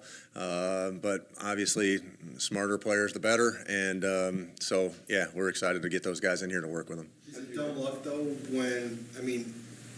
wouldn't it reflect a little bit of the kind of guys that you guys are connecting to, that they happen to be going for masters or whatever like that? Yeah, I think just in general, the more intelligent player, the better. So I think maybe that's what that led them and checked some more boxes for us, and just that they had been that far in school, that was a bonus. But yeah, I think JG and I have been pretty clear on he likes to say the price of admission, but intelligence is a big one there, and so it's good. A lot of these guys check those, if not all of them, check those boxes. Is that something you had to kind of shift over the late years of a lot of these COVID kids now having more eligibility? Did you have to reshift how you think about age and experience? No, not at all. Not at all. From a physical standpoint, being 23, 24, does that help them make that adjustment to the NFL because they're grown men at this point? Yeah, I think there's going to be no bigger transition that these guys go through, no matter what age, than that first year going from college to the NFL. So, I don't think it's a huge difference. They're all a lot younger than me and a lot more spry than me. So, I think that's a big transition no matter what age we're talking. That's Monty Austinfort, the general manager of your Arizona Cardinals. We're going to hear more from him. I don't know if you had a chance to listen to the interview. He was on the Jim Rome show yesterday, and we're going to replay that interview for you in our Desert Diamond Casino replay coming up in the next segment. Jim Rome and Monty Austinfort. First time he's ever been on the Jim Rome show, and we'll let you hear that conversation in full as he puts a even bigger wrap on the Cardinals draft this year. And it was a haul, 12 players. They had gotten a lot of picks in this particular draft. So a good draft for the Arizona Cardinals for sure. Now, on the Arizona Wildcats side, 3 players were selected: Jordan Morgan, Jacob Cowing, and then Tanner McLaughlin. McLaughlin taken by the Bengals, Cincinnati Bengals, in the 6th round. Morgan taken in the 1st round by the Green Bay Packers, and Jacob Cowan taking in the 4th round by the San Francisco 49ers. Jacob Cowing had a chance to meet with his new media in San Francisco and talked about the opportunity to come and play. Hold on one second, J-Dub. I think I inserted the wrong thing into there. That is not actually the interview. I think that's actually the highlight package now that I'm looking at it from the other day. It happens. We're allowed to make mistakes. Let me go back and pull over the right thing here in there, and I'll slice that in there right now. It was a good highlight package. We could have played it again, but while you're doing that, there we go. It's in there now. Now that's the the Jacob Cowing interview with the media, and let's hear what Jacob had to say in the interview that he had with the San Francisco media a few days ago. What were your impressions when you came out on the visit, which I believe was maybe a couple of weeks ago? Yeah, my first impression, looking at the organization, they just went to Super Bowl. So looking at their kind of offensive style too, I thought it was just, a great fit. Me meeting all the coaches, the GM, the owner, meeting everybody. It was just a great atmosphere to be around, very similar to how we view things. So we're on the same page about everything. So overall, it just went extremely how I want everything to went, how it went to go. And just all the conversations I've had, they went really, really good. So now we're here now. I'm ready to go. I'm a 49er, so I'm pumped up. I'm ready to go. I'm kind of speechless at this point, so I'm just ready. Jacob, what makes you a good fit for this offense? I would say my speed. Also what I can contribute to the special teams, punt return game, kick return game. my ability to make, big plays down the field, score touchdowns and trying to put points on that board. So that's something I can definitely bring to the team. Is there a wide receiver in the NFL that you kind of model your game after or look up to? As I was growing up on my football journey, I looked at Tyler Lockett a lot, very similar in stature. That kind of resembled my game after a lot. And then also within this past year, Tank Dell and Zay Flowers, very good receivers, had a lot of good production their last year. So I look up to those guys and try to add to my game. I don't know if you're familiar with how the 49ers used Deebo Samuel and Ray McCloud last year, but a lot of kind of creative ways of getting the ball in their hands. I mean, is that something that your skill set lends itself to? I would say so, 100%. But at the same time, I just want to win games. I want to bring that Super Bowl ring back to the Bay Area, to the 49ers organization. So wherever they need to plug me in to be successful to go get that W, I'm gonna do whatever I need to do for that team to go get a win. Jacob, what is the secret to surviving in football at your size? I would say that's a good question, actually. I would say just keeping your body healthy. Treatment. The best thing that you can be for a football player is availability and being reliable as well. So just taking care of your body, and then hard working too. So what you put into the game and which are the results that you're going to get. So those two combinations, what I've put in my game, my career, and led me to where I'm at today. Are you in Arizona now? Yes, I'm in Arizona right now. Yes, sir. What town? I'm in Chandler, Arizona. Okay. Yes, sir. Brock Purdy's home-ish. Yeah, the Arizona guys. Yes, man. Do you know those guys? Do you know Ricky Pearsall, Brock Purdy? Oh yeah, I know Ricky for sure, because me and him were working out Exos throughout this whole NFL process. So me and him be able to develop a chemistry and a relationship. So I'm excited to work with Brock, the whole team, Ricky, and get to work and go get that Super Bowl. Kyle Shanahan's known for being really tough on his wide receivers, making sure they know all three positions and the route running. How do you think you're going to fit in with Kyle Shanahan and his demands? Oh, I think I'm gonna fit in great. Coming from the organization with Coach Fish at Arizona, he's had a good NFL background, so he demanded a lot of me too. So for me, I like a challenge too. So whatever's thrown at my way, I like to go and get it and achieve it and do the best of my ability. Jacob, another 49er, I believe you're pretty close with, is Chase Lucas. Is that right? Is there special meaning to reuniting with him here for you? I know that me and him, we ran track against each other in high school. We ran into each other a couple of times. So that'd be crazy, to link back up with him and get some work in and go get that Super Bowl like we've been talking about ever since we was kids. So that'll be cool to definitely go experience. All right, that is Jacob Cowing after being drafted by the San Francisco 49ers. Looking forward to seeing him in that offense working with Brock Purdy for the NFC champions as they try to get back to the boy, my boy from Mars, Jacob Cowing. All right, cricket getting you home every 20 minutes on the fives with your traffic and your weather. We'll hear more from Cardinals GM Monty Osenfort coming straight ahead. From the O'Reilly Chevrolet Traffic Center, it's Wildcats Radio, 1290 traffic and weather together. A possible collision reported Golf Links and Camino Seco and Golf Links, possible crash there. Country Club near Grant, that was a pedestrian struck. Country Club north of Grant, some slowing at the intersection. 57 are overnight lows, sunny, 89 tomorrow, and 88 now.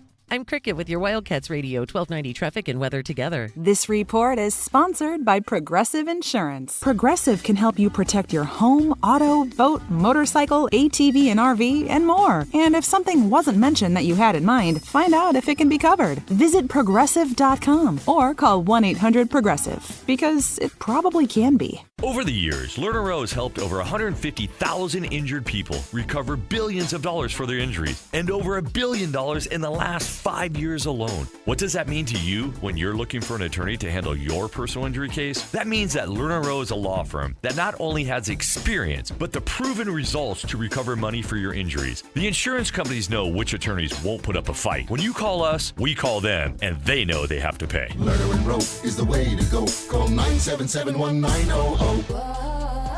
My friends swim no matter the season, but my moderate to severe plaque psoriasis can sometimes take me out of the moment. Now, thanks to Skyrizi and Clear Skin, count me in. With Skyrizi Risankizumab Riza, a prescription-only 150 milligram injection for adults who are candidates for systemic or phototherapy. 3 out of 4 people achieve 90% clear skin at 4 months. Don't use if allergic to Skyrizi. Serious allergic reactions and an increased risk of infections or a lower ability to fight them may occur. Before treatment, your doctor should check for infection and tuberculosis. Tell your doctor if you have an infection or symptoms such as fever, sweats, chills, muscle aches, or cough, or if you plan to or recently received a vaccine. Thanks to Skyrizi, there's nothing on my skin, and that means everything. Ask your doctor today about Skyrizi, the #1 dermatologist-prescribed biologic in psoriasis, and visit skyrizi.com or call 1-866-SKYRIZI to learn more. I thought learning a language would be too much work, but Babbel makes learning fun. J'aime Babbel. Babbel's lessons only take 10 or 15 minutes, and soon you turn and realize, hey, I'm starting to speak another language. How'd that happen? Babbel isn't robots talking. You learn words and phrases from real native speakers. I was ready for real-life conversations in just a few weeks. So easy. Go to Babbel.com to try for free. That's Babbel.com. Babbel.com. 3 little words no parent wants to hear. My tummy hurts. And it always seems to happen at the worst times. Like in the middle of the morning rush, when you still have homework to check and lunches to pack, and of course, you're already late for work. Luckily, there's Pepto Kids. Pepto Kids chewables provide fast relief for common stomach issues, turning those 3 words into these 3 words. I feel better. Bad time for stomach upsets? Good time for Pepto Kids chewables. Fast relief for little tummies. Use as directed. Keep out of reach of children. I thought learning a language would be too much work, but Babbel makes learning fun. J'aime Babbel. Babbel's lessons only take 10 or 15 minutes, and soon you turn and realize, hey, I'm starting to speak another language. How'd that happen? Babbel isn't robots talking. You learn words and phrases from real native speakers. I was ready for real-life conversations in just a few weeks. So easy. Go to Babbel.com to try for free. That's Babbel.com. Babbel.com. Taylor Swift. It's not too late for you to experience the Eras. Taylor brings the tour back to the U.S. this fall, and we put you in the running to see her in style. Win one of 3 trips to see Taylor Swift, including round-trip air, 2 nights hotel, $500 spending cash, and 2 of the hottest tickets on the planet. Welcome to the Eras Tour. And welcome to your keyword right now. To text the 95819 for your chance to win this trip to see Taylor Swift in the Eras Tour this fall in New Orleans. What better than a fall trip to New Orleans? Great food, great music with Taylor Swift. Your keyword is blood. Blood. BLOOD. Blood. Text that word right now to 95819. You got a chance to win round trip airfare for 2. Hotel, 2 nights in a hotel. $500 spending cash, 2 tickets to see Taylor Swift and the Eras Tour. Blood is the keyword to text to 95819. DK on the Sports Tip on Wildcats Radio 1290. And now, the best thing you will hear all day. Hachi-machi. It's time for the Wildcat Radio Replay. In case you missed this earlier in the day, we now bring you the best of 1290. It's made possible by Desert Diamond Sportsbook, Arizona's best bet. All right, let's hear more about the Arizona Cardinals draft. Monty Alsonfort, the general manager, was on the Jim Rome show on Tuesday, and first time he's ever done that, and they talked about this Cardinals haul of 12 players. Right now, as promised, we are joined by the general manager of the Arizona Cardinals. He was hired on January 16th, 2023. He has spent 22 seasons in the NFL. He previously served as the Tennessee Titans Director of Player Personnel. He did that for 3 seasons, 2020 to 2022. He also spent 14 years with the Patriots in a variety of front office roles, including Director of College Scouting, and in fact, won 3 rings during his tenure there. We are joined right now by Monty Alsonfort. Monty, good to have you in the jungle. How are you? Hey, Romy, how you doing? I'm doing great. Thanks for having me on today. Excited to be listen, here. It is so good to finally talk to you and have you on the program. I appreciate you making time. Monty, let me start right here. You've had some time to process your second draft with the Cards. Now, you had a haul. You had a dozen draft picks to work with. What stands out to you about what you were able to accomplish and accumulate with this draft? Yeah, I think, Romy, the big thing is the volume. Like you said, hey, a couple trades that we made last year, and then also as we move forward into August of this year, it gave us a bunch of swings. And so, when we had that much volume, it just creates options for us, and it creates opportunities. And typically, you just don't have that many. You don't have that many swings at the plate. And so, with the guys that we added, we feel like we added talented players. We feel like we added good football character players, and just able to add a lot of them. And so, you can never have enough good players. You can never have enough good people. And we're excited to get these guys in here in just over a week and get working with them. Monty Austin for joining us. All right, so you used the 4th overall pick to take Marvin Harrison Jr., who is widely considered the best non-quarterback prospect in the draft. I spoke with his coach, Monty Ryan Day, who obviously raved about Harrison. Everybody does. I'm curious, when you watch film of Harrison, what do you see? What makes him special in your eyes? Yeah, Romy, we've done a lot of work on Marvin here over the last couple of years, and I think the thing that stands out about him is just his ability to run routes, his ability to get in and out of breaks, drop his hips, for a man who is his length. Usually you don't see people be able to run routes like he does at his size and length. And really just to see him over the last 2 years and the production that he's had at a high level at Ohio State, and his ball skills and his ability to be open when he's not really open, and just the sheer number of explosive plays and touchdowns that he was able to create there. So, Marvin checked a lot of boxes for us on the field, and then, really getting the chance to get to know him checked a lot of boxes for us off the field as well. So, Monty, it's hard to know what to believe, if anything at all, when you get closer and closer to the draft, when you hear things, you see things. As an example, in the days leading up to the draft, you said you like anybody in your position, I believe this now, anybody in your position, if the phone rings, you're going to have to pick it up. Was your phone blowing up in the minutes prior to making that pick? What was it like? Yeah, Romy, I think most of those conversations really picked up during the day leading in. And, we've had conversations, I'd say, a couple of weeks leading up to the draft. And really, those ultimately get real serious there the day going in. And some teams are, hey, it's contingent on this guy being there, or, hey, if this guy's there, then we'll be interested. If he's not, we won't be interested. And so, you continue to have those conversations, much like we did in last year's draft. And, last year, a situation when we were picking at number 3 presented itself that we felt was the best interest for us to do. And, this year we had those conversations, and ultimately it wasn't enough to get us to move off of the pick at number 4.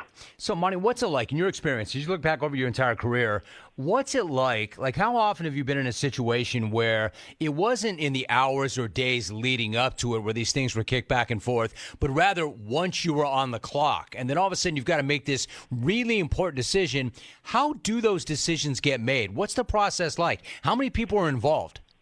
Yeah, I think, Romy, that happens pretty frequently, and I think for us, we have a few people involved in that process. When we get a trade offer, my assistant GM Dave Sears, our assistant director of player personnel Rob Kissel, our director of analytics Charlie Adkins, all those guys are helping me weigh options, and we're weighing what the trade back looks like, what if it's a trade up, what that looks like, and then when those opportunities present themselves, it's a numbers game. So, hey, we would be comfortable selecting this many players at our current pick.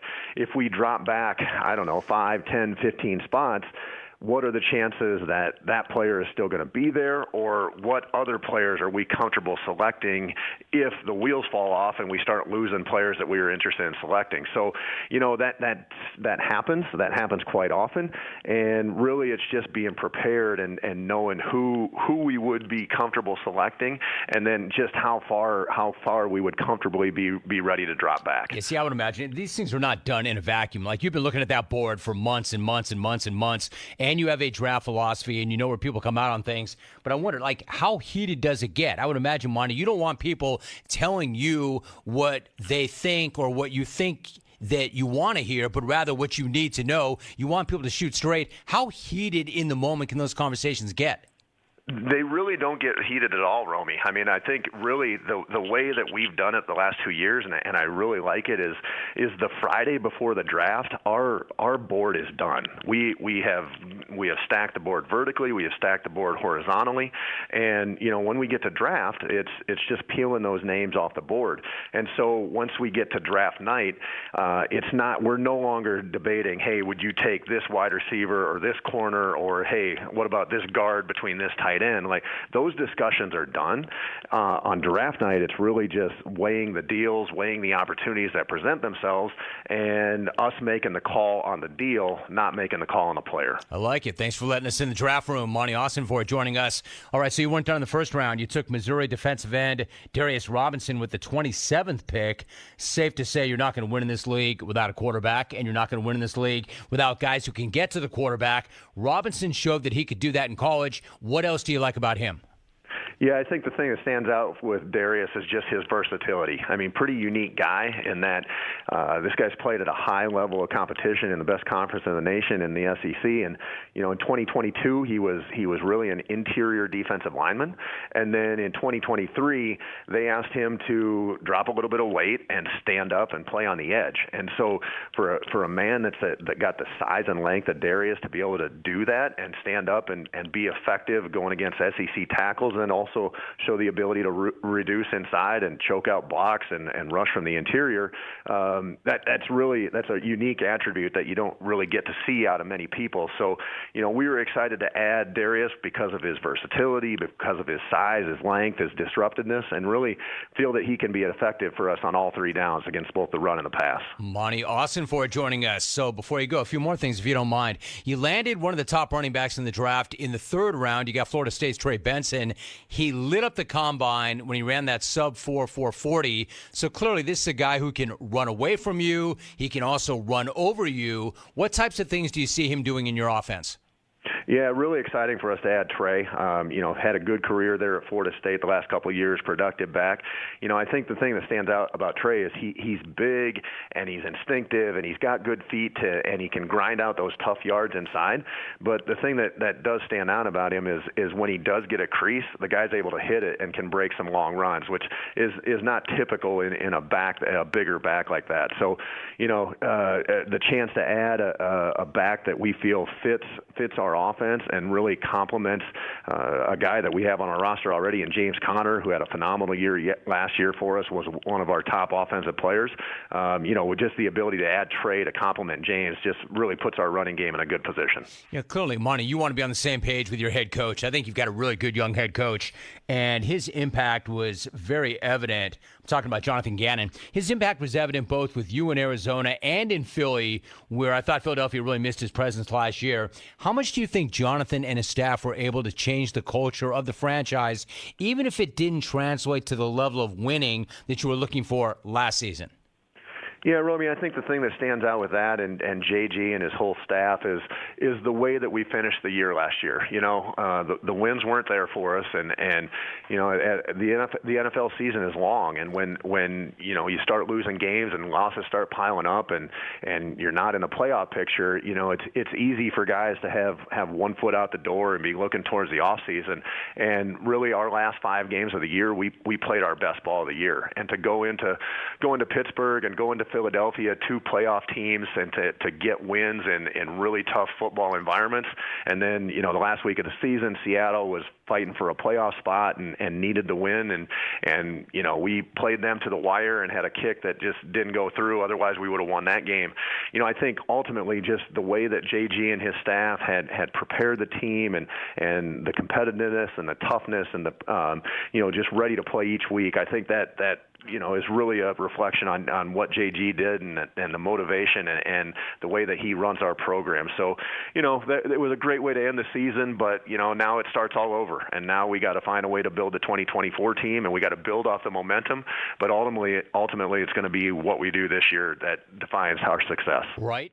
That was the Wildcat Radio Replay with the best of the best from 1290. It's brought to you by Desert Diamond Sportsbook, Arizona's best bet. All right, great stuff there. Jim Rome on the Jim Rome Show. You hear it every day from 9 to 12 right now, this time of year. 9 to 12 right here on Wildcats Radio 1290, talking with Cardinals GM Monty Osenfort about the most recent draft for the Cardinals, and they've already started to make some moves, clearing roster space to accommodate the 12 players that they drafted, and, of course, the undrafted free agents that will also be coming in for the Cardinals. So good stuff there from Monty Osenfort.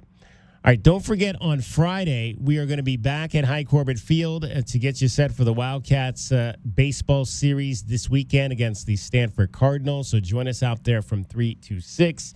Should be a whole lot of fun. We had a chance today to talk to Andrew Kane out of Ironwood Ridge High School. You'll hear that conversation coming up on Friday. We also got a chance to talk with Xavier Esker, whose dad is the head coach for the Stanford Cardinal. It'll be a fun Thanksgiving. Yeah, that's going to be a lot of fun.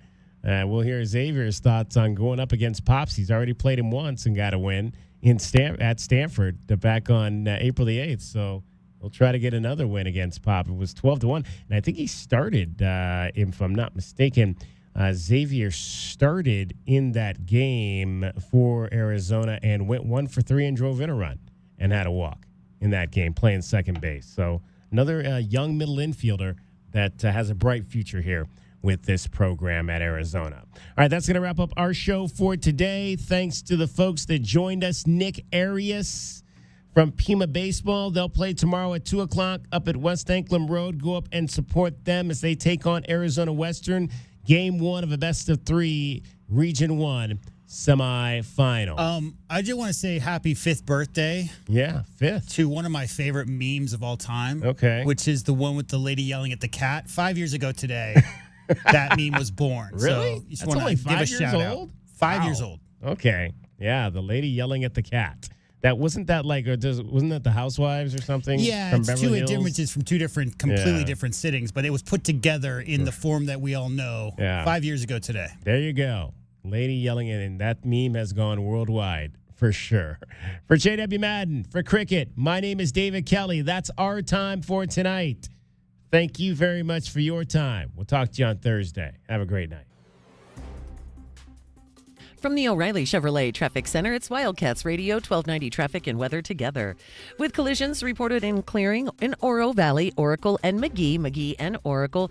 Then on the other side of town, Campbell and Irvington and Campbell. And then maintenance roadwork will continue on eastbound Orange Grove east of I-10 tomorrow and on Friday. 57 the low, sunny, 89 tomorrow, and 86 now. I'm Cricket with your Wildcats Radio 1290 traffic and weather together. This report is sponsored by Progressive Insurance. Make sure your family is well taken care of with life insurance. Protect your phones, laptops, and more with electronic device insurance. And even cover your furry friends with pet health insurance. Visit Progressive.com or call 1-800-PROGRESSIVE.